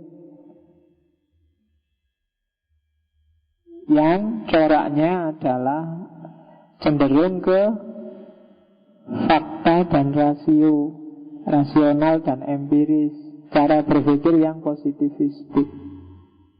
Makanya dia neliti tulang-tulang, dia neliti fosil-fosil, dia nyari bukti yang faktual, bukan keimanan. Bukti faktual ya pasti materi, yang ada faktanya. Jadi poin pertama dari pikirannya Darwin adalah ini materialisme loh, jangan lupa. Kalau saya ngomong materialisme kayak gini, jangan kesusu dianggap salah loh ya. Loh, bener loh kamu lihat materi itu, cuma materi hanya salah satu bagian dari realitas. Ada kok dimensi lain yang tidak materi. Cuma para filosof modern termasuk Darwin lebih prefer, lebih suka lihat yang materi karena jelas, tegas. Dunia yang lain di luar materi kan dunia yang metafisik. Kalau metafisik kan buktinya nggak tegas, nggak jelas, nggak eksak. Beda sama materi. Mungkin banyak orang nggak setuju dengan Darwin, tapi Darwin adalah orang yang melihat salah satu faset, salah satu sisi dari kehidupan ini, yang mungkin di titik tertentu relevan loh untuk hidup kita. Sebenarnya pikiran siapapun, filosof-filosof yang kamu anggap ateis, kamu anggap kafir, itu kadang-kadang dia tidak salah. Dia hanya melihat bagian tertentu dari kehidupan yang tidak kamu lihat. Atau dia benar kalau dibatasi di konteks perspektifnya dia, tapi kalau dilihat secara lebih besar dari perspektif yang beda-beda, mungkin dia keliru. Dan memposisikan Darwin juga harus seperti itu. Kan banyak kan yang mengkritik habis-habisan Darwin. Yang paling terkenal kan Harut Yahya, termasuk ya itu ilmuwan dari Turki itu. Filosofi sebenarnya cuma dengan gayanya sendiri. Termasuk kita kan, kita yakin bahwa alam semesta ini yang menciptakan adalah Allah. Kalau versi Darwin berarti Allah itu dulu menciptakan gak capek-capek, dibikin prototipenya aja yang pertama, terus dia berkembang sendiri sampai jadi yang namanya manusia. Tapi kan kita enggak. Kalau kita kan ya enggak lah, Allah menciptakan itu full semuanya. Begitu Adam kesini sudah ada kera, sudah ada gajah, sudah ada tadi. Enggak ada evolusi-evolusinan. Ini sudah ada sejak dulu. Oke. Dari perspektif zamannya Darwin tetap luar biasa loh. Zaman itu orang belum kenal DNA, belum kenal struktur gen, apalagi kenal rekayasa genetik. Tapi dia sudah bisa meramalkan ada perubahan. Bahkan di awal-awal nggak dipercaya orang, sampai dibikin karikatur kepalanya Darwin, badannya monyet. Yang di depan tadi tak lihat, itu kan orang sedang melecehkan Darwin. Tapi diam-diam konsepnya diikuti oleh banyak orang. Itu yang pertama, jadi materialisme. Yang kedua, tidak sekedar materialisme, tapi ada mekanisme alam semesta.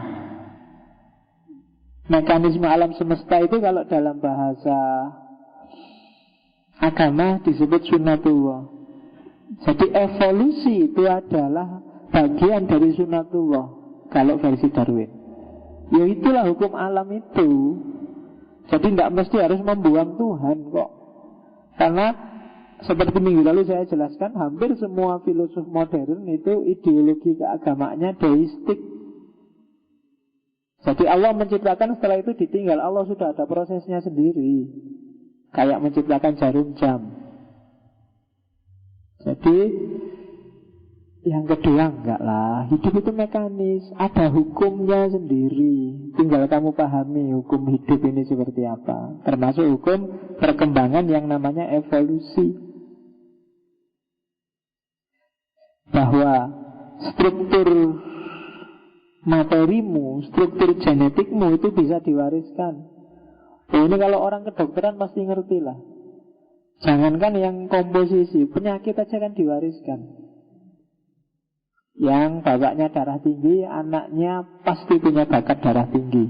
Yang bapaknya diabetes, kan gitu kalau kedokteran. Makanya kamu selalu ditanya riwayat penyakit dan riwayat keluarga yang punya penyakit. Kenapa? Karena memang ada yang bisa diwariskan. Bahkan saya baca buku terjemahan karyanya orang Korea. Jangankan itu ya, sifat murung, sifat ceria itu bisa diwariskan. Jadi misalnya ya, bapakmu dulu nembak cewek terus ditolak, dan tiap hari dia sedih mikir cewek ini, aduh, dan berbayang-bayang terus. Dia tidak cuma ada di hati, tapi lama-lama dia mempengaruhi komposisi genetiknya. Rasa kangen, rasa kecewa, rasa rindu, rasa murung itu nanti akan berpengaruh ke sistem DNA, struktur genetiknya. Dan ini akan diwariskan. Karena bapaknya dulu patah hati, tidak selesai-selesai, anaknya jadinya cenderung murung, tidak ceria. Nah, kalau di sini ada yang tidak ceria, coba ditanya bapak, Pak, dulu sampai patah hati apa enggak, Pak? Ditolak berapa kali sih, Pak, kok sampai segitunya? Nah, itu kadang-kadang kisahnya berulang. Kalau bapaknya sering ditolak, biasanya anaknya ya gitu. Ini sudah komposisi genetik itu. Kadang-kadang aneh loh. Ada orang yang langganan kemalingan. Sejak dulu bolak-balik dia kemalingan. Wong tetangganya aja enggak, tapi kok rumah itu terus, atau orang itu terus yang sering barangnya hilang. Oh, itu berarti struktur genetiknya memang gampang kehilangan. Nah, itu tulisannya orang Rusia. Jadi kedalaman perasaan itu nggak cuma nyampe di hati loh, dia bisa berpengaruh ke struktur genetik.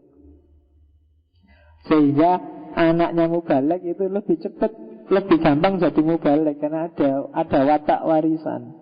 Anaknya kiai ya jadi kiai pantas saja dan cepat. Ketika dia jadi kiai, kenapa? Ada DNA warisan dari bapak dan nenek moyangnya.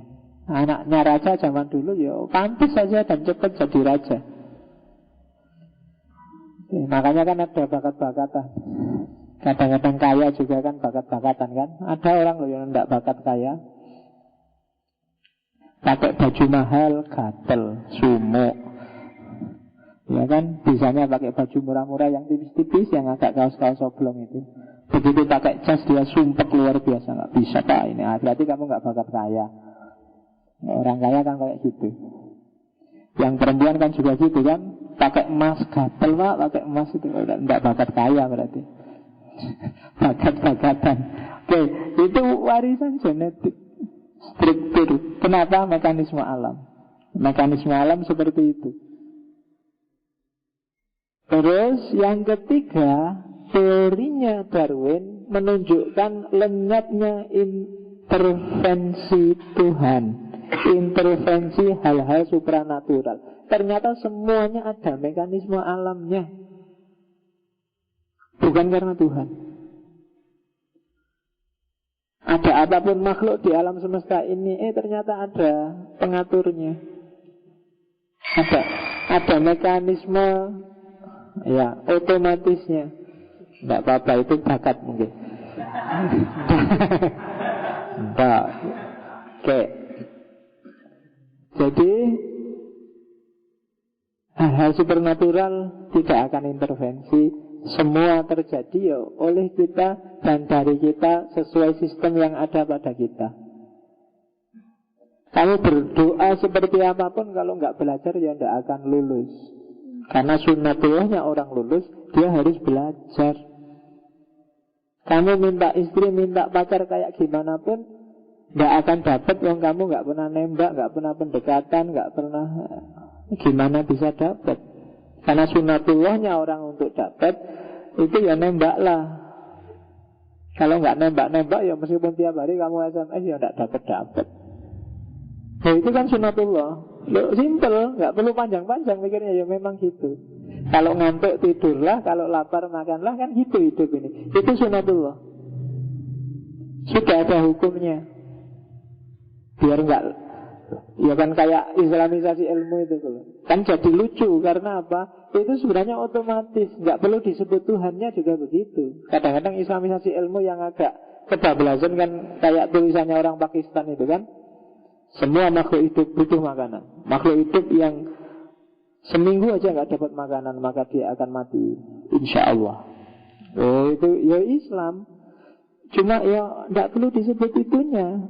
Kalau bahasanya Darwin, enggak, seminggu nggak makan terus mati, itu sudah mekanisme alam. Kalau nggak cocok tersingkir, itu mekanisme alam. Kamu pingin nggak tersingkir itu nggak bisa, karena kamu memang nggak cocok.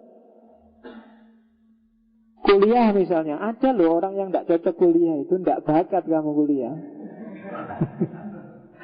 Kalau disuruh masuk beratnya setengah mati. Masuk 14 kali, dia pamitnya 7 kali. Pamit 7 kali, yang 3 kali sakit, yang 4 kali terpaksa masuk karena dimarahi dosennya. Berarti kamu tidak bakat kuliah. tidak fit untuk kuliah, dan kamu akan tersingkir, kamu akan punah kalau nggak struggle untuk menyesuaikan diri. Kamu harus bertahan, berjuang. Aku itu kok males ya, harus berjuang biar kuliahnya rajin. Kalau enggak, pada akhirnya kamu akan punah, kamu akan di DO, kamu akan dikeluarkan. Berarti kamu enggak fit untuk kuliah. Oh, itu selalu begitu. Yang males akan tersingkirkan. Jadi jangan menunggu intervensi Tuhan. Tuhan enggak intervensi. Intervensinya Tuhan itu di alam, di awal. Dia sudah ngasih di awal. Nih, hukum hidup itu kayak gini, jalanin aja. Yang syariah kayak gini, yang tentang alam semesta kayak gini, patuhi itu, selesai. Besok aku tinggal notal. Yang bagus-bagus mana, yang jelek-jelek mana. Nah, itu deisme. Lu kan bisa berdoa, Pak? Enggak. Doa itu enggak berguna, itu untuk meyakinkan hatimu saja. Kalau versi deistik, ini untuk menegaskan hatimu saja. Itu kalau versi deistik. Dan teorinya Darwin ini ya jelas merupakan tantangan yang luar biasa pada agama. Makanya hampir semua agamawan, ndak Islam, ndak Kristen, mati-matian membantah Darwin. Janganlah. Masa kita evolusi, kan kita yakin bahwa Allah itu yang menciptakan. Selalu begitu kita.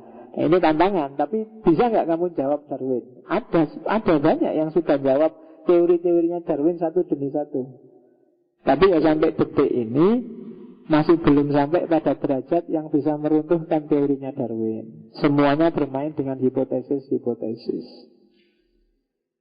Ya silahkan kamu cari. Kalau kritik terhadap Darwinian sudah banyak. Malam ini kita pahami dulu apa yang ada di pikirannya Darwin. Oke. Pengaruhnya teori evolusi itu ya banyak. Jadi yang tadi yang biologi agak saya cepatkan, wong saya bukan ahli biologi. Cuma kita lihat pengaruhnya. Ada istilah evolusi budaya. Bagaimana budaya manusia itu berevolusi. Misalnya itu teorinya Morgan. Ada yang bilang bahwa manusia itu mengalami banyak zaman. Dari zaman liar tua, zaman liar madya, terus jadi zaman liar muda. Zaman liar berkembang jadi zaman barbar. Barbar tua, barbar madya, barbar muda. Terus jadi zaman beradab. Nah, peradaban purba, peradaban masa kini, dan peradaban klasik sampai sekarang. Itu teorinya Morgan. Jadi setiap zaman punya gayanya sendiri, punya teorinya sendiri, punya konsep hidupnya sendiri. Nah, itu evolusi. Perubahan itu pelan-pelan, tiba-tiba berubah. Hidupmu kan juga gitu. Dulu di kampung nggak terlalu butuh apa-apa, lingkungannya juga nggak ada apa-apa, jadi sederhana. Begitu pindah ke kota ada perubahan-perubahan. Dulu di kampung nyaman, TV jarang, kalau nonton TV di rumahnya tetangga bareng-bareng, sehingga kamu males, desekan di rumah aja lah. Tapi begitu di kota, di mana-mana ada TV. Kamu sendiri di kamarmu ada TV, tiap hari lihat TV. HP, dulu di pondok, TV tidak boleh, radio tidak boleh, koran tidak boleh. Sekarang di kota, jangan yang itu, internetan aja boleh. Dulu lihat orang pakai rok mini, kamu istighfar. Sekarang kamu nyari di internet, malah yang nggak pakai apa-apa yang kamu cari. Loh, ada evolusi dalam pemikiranmu. Dulu istighfar, astagfirullah, sekarang alhamdulillah, ada yang kayak gitu. Ya kan? Dulu main musik, sepak bola itu dianggap laibun walahun. Nah, sekarang kamu main sendiri. Ya kan? Tiap hari di telingamu pakai headset dengerin musik. Dulu katanya musik itu tidak boleh, karena itu suaranya setan, ngundang setan. Sekarang kita tiap hari dengerin musik. Ada evolusi dalam budaya kita, cara berpikir kita. Dulu bahkan agama kan, dulu perempuan di Indonesia pakai jilbab itu kan tidak kayak sekarang. Dulu cuma pakai kerudung, disampirkan, rambut depannya kelihatan, tidak apa-apa. Sudah dianggap Islam. Nyai Haji Ahmad Dahlan Cutnya dulu nggak pakai jilbab kayak jilbab hari ini. Rambutnya kelihatan, bahkan sanggulnya aja kelihatan. Cut mutia itu kan sanggulnya kelihatan. Dan no problem, dianggap pejuang Islam. Nggak ada yang bilang Cutnya Din itu pejuang sekuler. Kenapa? Nggak jilbaban. Nah, enggak, semuanya hanya pejuang muslim. Karena standar yang disebut Islam zaman itu ya seperti itu. Tapi terus ada evolusi. Hari ini kalau masih kayak gitu itu belum Islam. Itu masih Jawa, rambutnya kelihatan kan gitu. Tapi ada evolusi dalam kebudayaan kita. Pantas dan tidak pantas itu kan juga evolusi. Itu namanya evolusi budaya. Dan jangan salah, ini pengaruhnya Darwin pasti. Ternyata nggak cuma fisik, dalam budaya juga terjadi evolusi. Perubahan adalah keniscayaan. Perubahan yang pelan-pelan itu terjadi di mana-mana. Kadang-kadang perubahan itu nggak kamu sadari. Kamu merasa, enggak Pak, saya itu masih kayak yang dulu kok Pak ya. Tapi temanmu yang lebih ngerti, kamu kok berubah ya sekarang. Dulu kamu kelihatan lugu, tulus gitu. Sekarang ya masih lugu sih, tapi menjengkelkan. Oke. Itu kan berubah namanya. Dulu enak diajak ngomong, sekarang sudah mulai ngayal. Lagi pengaruh filsafat ini mesti. Ada evolusi. Mungkin dulu kamu nggak kenal filsafat, sekarang kenal kan, pasti ada perubahan lah sedikit banyak. Ada evolusi. Dan itu dampaknya teori Darwin. Loh, agama apa nggak nyuruh kita berubah? Nyuruh. Kalau kamu ada, saya setuju teori evolusi Pak, ada perubahan. Dalilnya ada loh Pak di Quran. Di hadis juga ada. Kan ada yang man ra'a minkum mungkaran falyughayyirhu, berarti disuruh berubah. Cuma berubah dari yang mungkar jadi yang baik. Ya kan? Allah tidak akan merubah nasib suatu kaum kecuali kaum itu sendiri merubahnya. Oh, itu kan berarti dalil evolusi. Yaumuhu khairun min amsihi. Nah, hari ini lebih baik daripada hari kemarin. Itu kan evolusi juga. Ada kok jalurnya evolusi, meskipun nggak terus dari manusia jadi kera. Tapi perubahan gradual, pelan-pelan ke arah yang lebih baik. Kenapa kok tidak revolusi? Karena revolusi itu berat. Lebih mudah evolusi. Itu evolusi budaya. Evolusi agama ada loh, jangan salah. Mungkin minggu lalu tak ceritain kan tentang evolusi agama itu. Bagaimana agama itu ternyata evolusi dalam sejarah manusia. Islam itu kan yang monoteis itu datangnya paling sekian ratus abad belakangan, padahal umurnya bumi berapa ribu abad. Ya kan? Manusia paling primitif itu kan agamanya dinamisme. Percaya pada kekuatan benda-benda. Pakai jimat, itu kan dinamisme. Kalau saya membawa jimat saya ini Pak, dibacok tidak mempan Pak. Ya, kalau bacoknya pakai plastik. Kalau saya tak baca doa ini 3 kali, tak bawa jimat ini, perempuan mana yang tak ketut padaku? Itu kan cara berpikir dinamistik. Ada daya di balik benda. Ya kan? Begitu saya pakai baju ini Pak, saya merasa cakep sekali. Itu sebenarnya dinamisme itu. Saya keren loh Pak kalau pakai sepatu ini. Ada kekuatan di balik sepatumu, itu dinamisme. Iya kan lo, kamu nggak sadar. Jangan-jangan kalau ada FPI kamu dianggap musyrik gitu. Musyrik. Iya kan, percaya ada kekuatan di balik benda. Dengan memakai jaket ini, gagah saya Pak. Lo gagahmu kok dari jaket? Gagah itu dari Allah dong. Berarti kamu dinamisme. Manusia primitif seperti itu. Sehingga benda-benda, barang-barang itu terus zaman dulu kan dikasih sajen, dikasih itu karena merasa tidak berdaya di depan kekuatan yang namanya benda. Dia punya daya. Kelihatannya aja pohon, tapi di balik pohon itu ada daya yang mempengaruhi hidupku. Itu dinamisme. Dari dinamisme terus orang punya ide tentang roh. Namanya animisme. Biasanya lihat orang sakit, lihat orang mati, terus iya ya, ini fisiknya tetap, tidak ada yang berubah. Apa ya yang hilang? Kok dia sekarang nggak bisa gerak, nggak bisa melek, nggak bisa ngomong? Pasti ada sesuatu di balik yang mati ini. Terus muncullah ide tentang roh.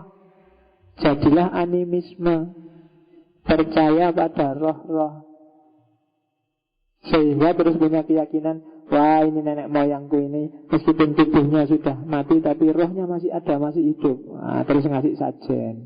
Percaya pada roh-roh namanya animisme.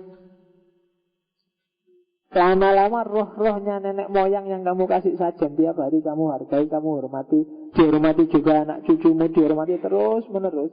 Lama-lama dia sangat sakral, wong sampai anak turun ke berapa. Lama-lama derajatnya nggak cuma roh tapi ada sosoknya, dia jadi dewa sekarang. Ya kan? Dibikin patungnya, disembah.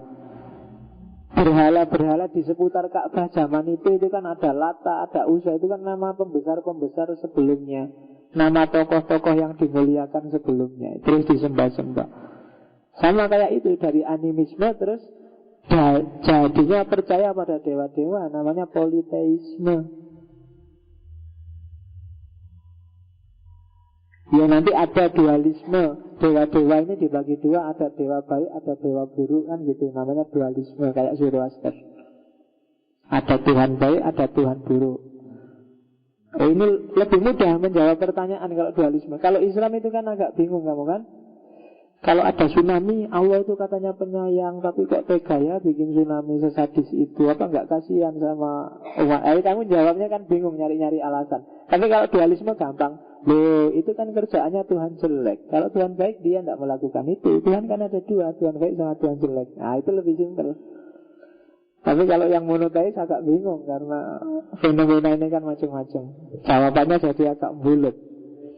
Tapi yang dualisme lebih gampang. Dualisme itu bagian dari politeisme. Percaya pada banyak sekali dewa. Ada dewa laut, ada dewa api, ada dewa udara. Pokoknya semua hal ada dewanya. Kadang-kadang dewa itu turun ke bumi, mempengaruhi manusia, bantu manusia. Kalau di Hindu kan bisa ada dewa yang merusak, ada dewa yang menciptakan, ada dewa yang memelihara. Brahma, Wisnu, Siwa, kan gitu. Kalau ada masalah di bumi, dia turun menyelesaikan masalah. Itu kepercayaan politeis. Percaya pada dewa-dewa. Ya kan kalau di Mahabharata itu kan dewanya turun namanya Krishna. Kalau di Ramayana turun namanya Rama. Itu sebenarnya filosofinya agak bagus kalau Ramayana Mahabharata. Kenapa yang turun Rama? Rama itu sama Krishna sifatnya bertolak belakang. Padahal sama-sama penjelmaannya Wisnu. Karena musuhnya beda. Kalau Rama itu kalem, ikut aturan, syariahnya lurus, pokoknya ya itu. Nah itu Rama. Kenapa? Karena musuhnya Rahwana. Kalau Rahwana itu anti aturan, semua aturan ditabrak, semua aturan dilanggar. Maka butuh seorang Rama. Kebalikannya Krishna. Krishna itu yang dimusuhi Duryudana dan kawan-kawan. Kalau Duryudana ini ikut aturan, tapi aturannya dipolitiki untuk kepentingannya. Maka yang turun Krishna. Krishna ini agak uraan, agak sakarepe dhewe mensiasati aturan. Kenapa? Karena yang dilawan Duryudana. Kalau Krishna kan cengenges ngatur. Kalau Rama kan pendiam, agak tekun, agak itu. Itu bedanya. Sama-sama dewa yang sama, menyelesaikan masalah di dunia. Nah itu cara berpikir politeistik. Kalau di Cina kan ada dewa-dewa. Di Yunani ada Zeus, ada Thor, ada Zina, ada Hercules. Itu kan legenda dewa-dewa yang dipercaya. Kalau di Cina ada apa ya Cina? Dewa langit, Sun Gokong. Apalagi mengkuwi nek Cina. Ada dewa bumi, ada pokoknya semua kalah kalau sama Sun Gokong. Nah, evolusi. Dinamisme, animisme lahir di tengah masyarakat yang agak nomaden, masyarakat yang belum menetap. Sementara kepercayaan dewa-dewa lahir di tengah masyarakat yang sudah mulai beradab, sudah kenal pertanian. Nanti ketika masyarakat sudah berpolitik, punya negara, punya kerajaan, terus membayangkan dewa-dewa mungkin juga strukturnya ya dia punya kerajaan. Ada dewa yang jadi raja, ada dewa pembantu, ada patihnya, ada. Terus dibayangkan dewa-dewa juga punya struktur.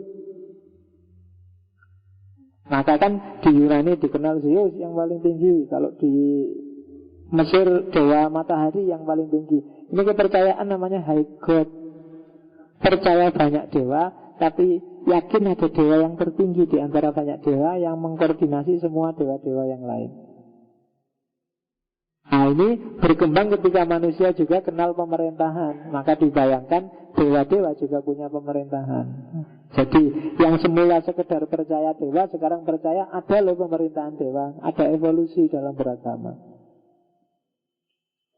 Nah, setelah yakin ada dewa tertinggi, lama-lama ini evolusi lagi. Loh, kalau ada dewa tertinggi, ngapain kita peduli sama dewa yang kecil-kecil? Sudahlah, dipegang aja rajanya dewa, kan selesai. Semua pasti ikut. Dari situ muncullah monoteis, termasuk Islam, Yahudi, dan Kristen. Kita sembah dewa yang tertinggi. Kalau di Islam dewa kecil-kecil terus jadi malaikat-malaikat. Dewa penguasa hujan, ya sekarang malaikat yang menguasai hujan. Dewa kan itu. Itu bahasa evolusi agama. Jadi ada evolusi cara berpikir, ternyata punya imbas dalam revolusi keberagamaannya manusia. Seperti apa peradaban manusia? Seperti itulah agama. Sama kan ketika lahir modern yang sekuler, cara beragama kan terus jadi deistik. Monoteisi tapi deistik, agnostik, bahkan ateis. Itu kenapa pengaruh cara berpikir manusia. Ternyata ada evolusi lagi. Sekarang berubah lagi. Jadi era kontemporer yang logosentris dan seterusnya. Jadi ternyata teorinya Darwin juga berimbas pada kajian agama-agama. Tasawuf aja kan ada evolusi kan. Kita harus meningkat dari makom satu ke makom yang lain. Itu kan perubahan yang evolutif. Oke. Nah, yang paling terkenal itu evolusi sosial. Jadi perubahan secara gradual di dunia sosial. Ya kan, sosiologi kan kenal teori namanya teori perubahan sosial. Nah, itu pengaruh Darwin. Yang paling terkenal dalam teori perubahan sosial itu teori perubahannya Spencer. Teori perubahan Spencer ini luar biasa karena dari sinilah, dari ide evolusi sosial inilah nanti lahir kapitalisme, Marxisme, dan bahkan Nazisme. Logikanya pakai logika evolusi Darwinian. Kapitalisme misalnya, tokoh kapitalis Andrew Carnegie, John D. Rockefeller yang bilang bahwa kapitalisme itu adalah penerjemahan terbaik dari survival of the fittest. Betul. Kapitalisme itu kan yang penting dia punya modal, punya uang, dia akan survive. Yang tidak punya uang, minggir aja.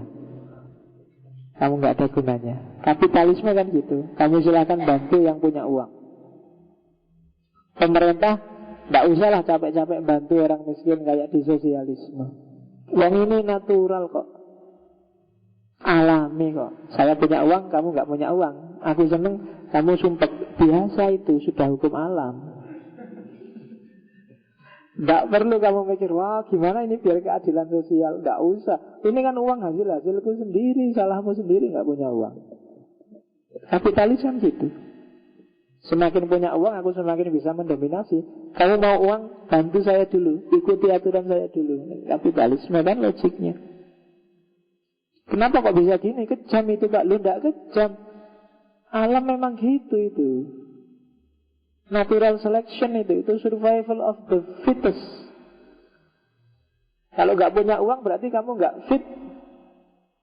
Mau apa aja nggak bisa, beli baju nggak bisa, makan nggak bisa, kuliah nggak bisa, karena kamu nggak punya uang. Berarti kamu nggak fit untuk dunia modern. Minggir saja. Silahkan punah dengan sendirinya. Kalau kamu nggak punya uang, itulah prinsip struggle for the fittest. Kalau kamu mati, ya itu resikomu, itu katanya Rockefeller itu kan. Kalau kelas bawah itu meninggal di pabrik-pabrik, itu proses alami dalam masyarakat. Itulah law of God. and of nature. Itulah hukum Tuhan dan hukum alam. Ya Pak, kasihan yang miskin kelaparan. Yo, masuk akal. Miskin kan memang terus kelaparan. Mana yang salah? Yang kaya seneng-seneng, masuk akal itu sudah. Itu hukum alam. Jangan dibantah, katanya kelompok kapitalisme. Survival of the fittest. Di era kapitalisme yang fit ya yang duitnya banyak. Bahkan politik pun kalah sama yang uangnya banyak. Ini pengaruh revolusi Darwinian, Social Darwinism. Jadi ini yang punya teori sebenarnya Social Darwinism itu Albert Spencer. Jadi kapitalisme kita ini kan sistemnya kapitalis. Dan karena kapitalis maka survival of the fittest-nya adalah mereka yang punya kapital. Dialah yang menang. Kalau kayak kita daki-daki ya besok jadi buruhnya para kapitalis. Ya kan? Orang bodoh itu kalah sama orang pintar, tapi orang pintar tetap kalah sama orang kaya. Kamu kuliah sampai S3 ya nanti melamar di perusahaan ya bosnya Cina, tidak pernah sekolah. Jadi kamu kuliah, kamu disuruh mikir gimana, ayo yang S3 mikirlah, kamu manajernya kan, tapi hasilnya ya kasih padaku. Jadi kamu akhirnya cuma jadi pembantu dan pegawai. Jadi orang pintar ternyata hanya pegawainya orang kaya. Di Indonesia kan juga gitu. Politikus, presiden, DPR itu hanya suruhannya orang kaya. Sebagus apapun kamu kalau nggak punya modal ya nggak ada yang mendekat padamu. Apalagi dalam dunia politik. Kalau kamu mendekat-dekat, tidak punya uang, ya diterima. Asal kamu mau jadi pegawainya. Kan itu aja prinsipnya kapitalis. Dan kamu jangan marah, karena ini hukum alam. Jangan protes, tetap ini hukum alam. Pada akhirnya tetap kapitalisme. Kalau katanya Fukuyama, tidak bisa kita merubah kapitalisme. Itu the end of history. Akhir sejarahnya manusia sudah. Orang yang punya modal, orang yang punya uang, dia menguasai dunia. Dibolak-balik kayak gimana pun merubah yang kayak gini ini susah. Kecuali sosialisme total, dan sosialis sudah ambruk sejak dulu. Itu katanya Fukuyama. Demokrasi itu termasuk yang the end of history. Kamu ingin bantah demokrasi sudah berat sekarang. Satu-satunya yang paling puncak memang demokrasi. Itu katanya Spencer. Ada juga komunisme. Ya kan? Komunisme juga sejenis sosial Darwinisme. Ada perubahan-perubahan sosial dari masyarakat aristokrasi yang didominasi oleh kaum borjuis, kemudian berkembang jadi pertarungan komplainnya kelompok proletar yang tadi ditindas oleh kaum borjuis. Terjadilah perubahan sosial.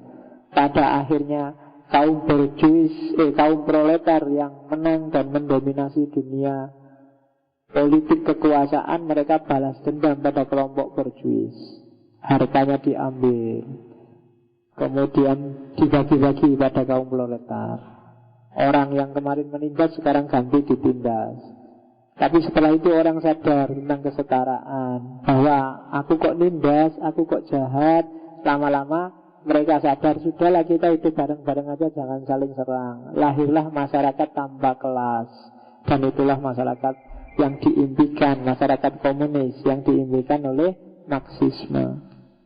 Itu kan kayak dongeng kan, cerita dari step-step. Ada evolusi yang dicita-citakan, ada perubahan sosial yang diinginkan.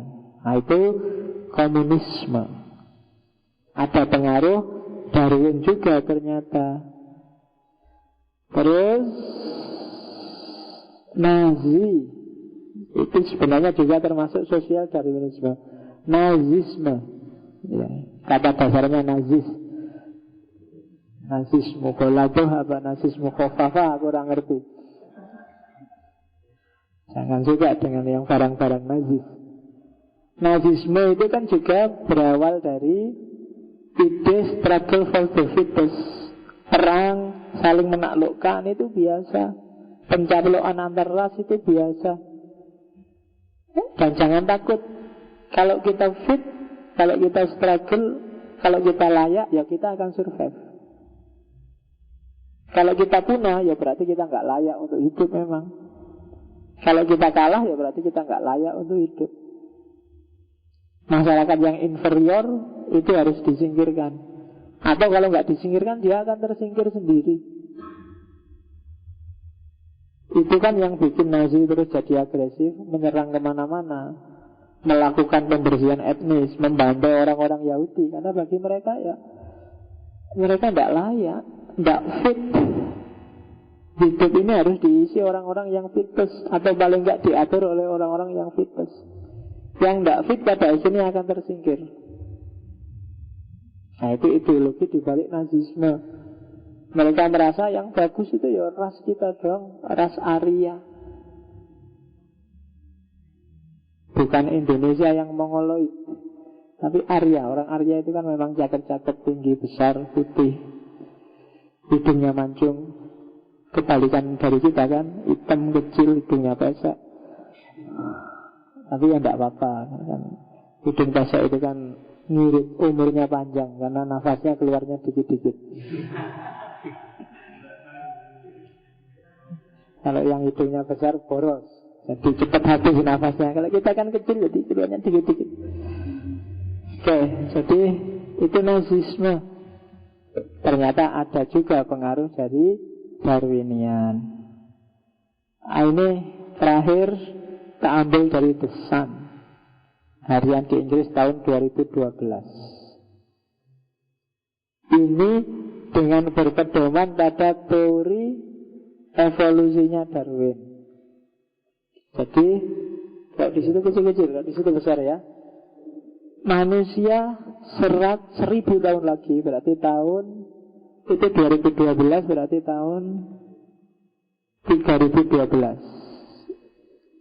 Kita sudah punya gelar terakhir semua, almarhum. Ya kan? Setinggi-tingginya gelar kan pada akhirnya cuma gelar itu yang kita bawa, kita capai. Doktor, profesor itu belum puncak. Yang paling puncak tetap almarhum. Apalagi tahun 2012. Jangan kalian berdoa hidup sampai tahun 3012. Kasihan nanti. Oke, katanya Busan, ini ramalan dengan prediksi lingkungan sekitar, terus model cara berpikir Darwinian. Ini pengaruhnya evolusi Darwin untuk meramal bentuknya manusia 1000 tahun lagi. Katanya manusia akan lebih tinggi dari hari ini karena pertimbangan gizi kita semakin baik. Jadi kalau sekarang mungkin manusia itu 175 ke atas rata-rata, kalau besok bisa 180 sampai 210 cm ya harusnya. Iya, kalau 210 meter kamu bisa kayak pesawat terbang. Ya, itu dengan patokan orang Amerika itu tingginya lebih tinggi 1 inci daripada tahun 1960. Hari ini rata-rata. Terus ciri, jadi tinggi. Terus ciri yang kedua, ususnya agak pendek. Karena sekarang banyak penyakit macam-macam kan. Nggak boleh gula, nggak boleh terus. Jadi makanannya terus dibatasi. Karena makanannya dibatasi terus ususnya nggak terlalu kerja keras. Jadinya pendek. Kadang-kadang banyak makanan ekstrak-ekstrak. Terus tangannya jadi panjang. Karena semakin lama orang semakin aktif. Tanganmu jadi nggak pernah diem lagi. Diem pun kamu gerak-gerakkan. Kalau nganggur kan tiba-tiba tanganmu pegang HP terus main HP. Jempolmu yang gerak. Awas, hati-hati loh ya. Karena kalau jempolmu aktif terus, yang lain nggak aktif. Kalau pakai teorinya lama, besok anakmu jempolnya panjang sekali. Karena dipakai terus.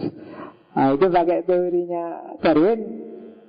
Nah, berarti besok tangannya orang itu jadi panjang-panjang, menyesuaikan dengan teknologi. Terus ukuran otaknya semakin kecil karena otaknya jarang dipakai, sudah diwakilkan pada komputer. Lo zaman dulu orang hafalan Quran lah, hafalan teori ini, teori itu. mulai pendidikan terakhir ini kan orang sudah tidak suka lagi dengan model hafalan. Apa itu hafalan? Pemahaman dong. Jangan salah. Ketika orang semakin mendasarkan, tinggal dibuka bukunya, dibuka laptopnya, kan jawabannya ada. Jadi kamu semakin nggak mau ngapalkan. Dan itu resikonya otakmu semakin kecil. Gawat kan, otak semakin kecil itu berarti ya semakin level kecerdasannya semakin nggak canggih. Sudah diwakili oleh komputer. Terus yang ketiga, matanya semakin besar, mulutnya semakin kecil. Kenapa matanya semakin besar? Ya kamu tiap hari kan melek, lihat HP, lihat laptop, lihat kan. Kamu melotot terus tiap hari kerjaannya. Wah, matanya semakin besar. Mulutnya semakin kecil karena makanan semakin lembut. Kadang-kadang di mana-mana ada ekstrak kan. Sekarang ada ekstrak macam-macam buah. Ada klorofil, ekstrak macam-macam sayuran. Jadi kamu nggak perlu makan sayuran, tinggal nguntal pil sayuran. Pil aja. Jadi mulutnya jarang dipakai, semakin kecil. Matanya semakin lebar, wong dipakai tiap hari. Terus giginya semakin sedikit, ya kayak tadi, karena giginya jarang dipakai sih. Jadi ya semakin lama semakin menyusut. Terus hidungnya, kalau sekarang kan ekstrim bedanya, kita pesek, mereka lama-lama hidungnya sama. Karena asumsinya bentuk hidung itu sesuai cuaca, hawa di sekitar. Orang barat karena punya 4 musim, jadi butuh hidung besar. Jadi hidungnya besar-besar dulu adaptasinya. Kalau kita kan cuma 2 musim, musim nggak terlalu berpengaruh, jadi hidungnya kecil-kecil. Nah mulai besok cuaca itu nggak ada bedanya. Wong kalau dingin kamu juga pakai AC, kalau sedang sumuk kamu juga, masing-masing ada penangkalnya. Jadi nggak ada bedanya apakah bersalju ataukah panas. Sedang sumuk kamu nyalain AC, kalau sedang kedinginan kamu pakai selimut, pakai AC. Jadi akhirnya hidung kita sama nanti 1000 tahun lagi tapi. Oke, terus ya, rambutnya agak botak. Itu penelitian, dihitung mulai sekarang persentase orang botak sama nggak botak. Semakin lama semakin tinggi. 1000 tahun lagi semakin banyak orang yang botak. Karena radiasi. Loh, kamu tiap hari pakai HP, pakai laptop, emangnya nggak ada radiasinya? Ada. Dan itu bikin rambutmu rontok. Jadi besok kamu akan botak. Ya kamu sih tiap hari HP-nya dipegang nggak lepas-lepas, itu rambutmu kalau coba rontok satu-satu kamu. Oke, terus lehernya agak kendor, kelopak matanya juga agak kendor. Ya karena ya itu tadi, matahari kan sekarang semakin panas. Kalau kamu keluar kan sekarang sudah beda hawanya, semakin panas. Kalau lihat, kamu akhirnya sering rijip-rijip ini, jadi agak kendor nanti lama-lama. Iya, lehernya juga agak kendor, sumuk terus jadi lama-lama kendor. Nah, itu manusia 1000 tahun lagi. Gambarnya seperti ini. Iya, ya itu ngambilnya dari besan. Ya pas bagian yang penting dikasih tulisan besan. Kan tadi ada itu kan, yang testisnya semakin kecil, jadi anunya semakin kecil. Ya kan, dan kesuburannya menurun jauh karena makanannya, karena jadi mungkin karena jarang dipakai, jadinya mengecil. Karena banyak alat-alat virtual, sehingga yang nyata nggak pernah dipakai, akhirnya ya kan tadi logikanya gitu kan, yang sering dipakai semakin panjang, yang jarang dipakai semakin mungsret. Nah, kalau semakin kecil berarti jarang dipakai itu, berarti orang modern itu jarang pakai itu. Oke, yang seringlah dipakai, cuma dipakai. Ya kamu belum cukup umur ngomong kayak gini, belum waktunya. Gambarnya kayak gitu. Tuh, manusia 1000 tahun lagi rata-rata. Tinggal kamu bayangkan sendiri ya, bedakan sama manusia hari ini. Atau sekali-sekali coba kamu cek kalau ada posturnya manusia tahun berapa, jujur sama posturnya manusia hari ini. Kan kelihatan tipikalnya agak beda. Kalau di evolusinya Darwin kan ada itu kan yang model manusia yang homo-homo itu loh, Homo suluensis, Homo mojokertensis, itu kan modelnya agak kayak gitu. Karena manusia dari kera. Sehingga masih ada sisanya dikit-dikit, masih ada bulunya, masih ada itunya.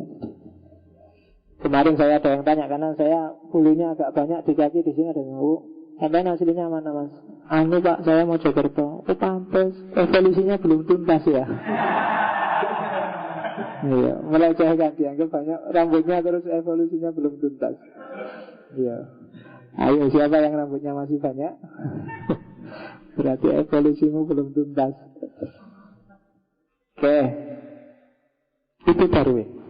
Jadi cara berpikir salah satu modus berpikirnya orang modern, bahwa segala sesuatu itu sifatnya progresif, berkembang, namun secara evolutif. Meskipun kalau di Darwin sangat kuat bau materialisme dan mekanismenya. Saya bilang tadi tidak salah, cuma itu sifatnya reduktif. Mungkin sebagian kecil dari hidup kita ada yang polanya seperti itu. Apakah kita dari kera benar atau enggak? Ya wallahu a'lam bishawab. Hanya Allah yang tahu. Tapi seandainya dari kera juga tidak apa-apa. Kera kan lumayan. Daripada kamu dianggap manusia itu asalnya dari buaya. Manusia itu aja nggak enak kan, agak kera lah, memang agak mirip-mirip dikit, kelihatan agak nggak terlalu ngawur gitu loh. Kalau dia ngomongnya manusia itu dari ubur-ubur pak, suara nyambung kelas malahan kan.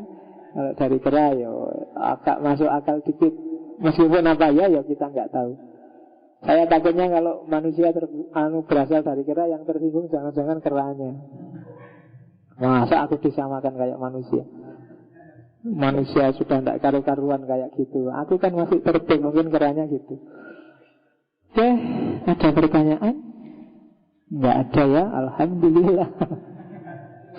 Asal jangan tanya tentang evolusi teori yang detail ya, wong diganggu bukan evolusi. Ini sekedar memperkenalkan ada gaya berpikir seperti ini di dunia filsafat modern, dan ini sangat influensial, sangat berpengaruh. Jadi salah satu pilarnya filsafat modern. Minggu depan mungkin saya masuk ke Freud dulu. Dunia modern, cara berpikir agak psikologis. Setelah Freud mungkin Marx. Setelah Marx saya ingin masuk ke pragmatisme. Bisa William James, bisa dia, kalau ada waktu mungkin tak masukkan juga Charles Peirce. Setelah itu kita kembali lagi ke Islam, biar nggak bosan di barat terus nanti kamu jadi orang barat. Nah kalau di Islam, karena kemarin kita sudah peritatetik, berarti ketika masuk ke Islam kita ke iluminasi. Setelah iluminasi kita kembali ke barat dulu sebentar, terus balik lagi ke Islam. Pokoknya nanti modelnya gitu, biar nggak jenuh. Urusan urutannya mau kamu kata seperti apa, itu urusanmu sendiri. Jadi harusnya urutannya gini pak, ya nanti kamu urut sendiri aja. Ya kan ini bisa dibaca petel-petel juga tidak apa-apa, wong ini pikirannya kan agak terpisah. Tapi sifatnya paradigmatik, yang modern ya modern, yang Islam ya Islam, biar lebih bisa dipahami. Oke, saya kira itu. Saya akhiri sekian. Kalau ada pertanyaan, mungkin karena waktunya terbatas, silahkan kalau mau ke Facebook atau email. Kalau ada waktu akan saya jawab. Kalau enggak, tak jawab langsung waktu sesi kayak gini. Saya akhiri sekian. Wallahu a'lam bishawab. Wallahul muwaffiq. Wassalamualaikum warahmatullahi wabarakatuh.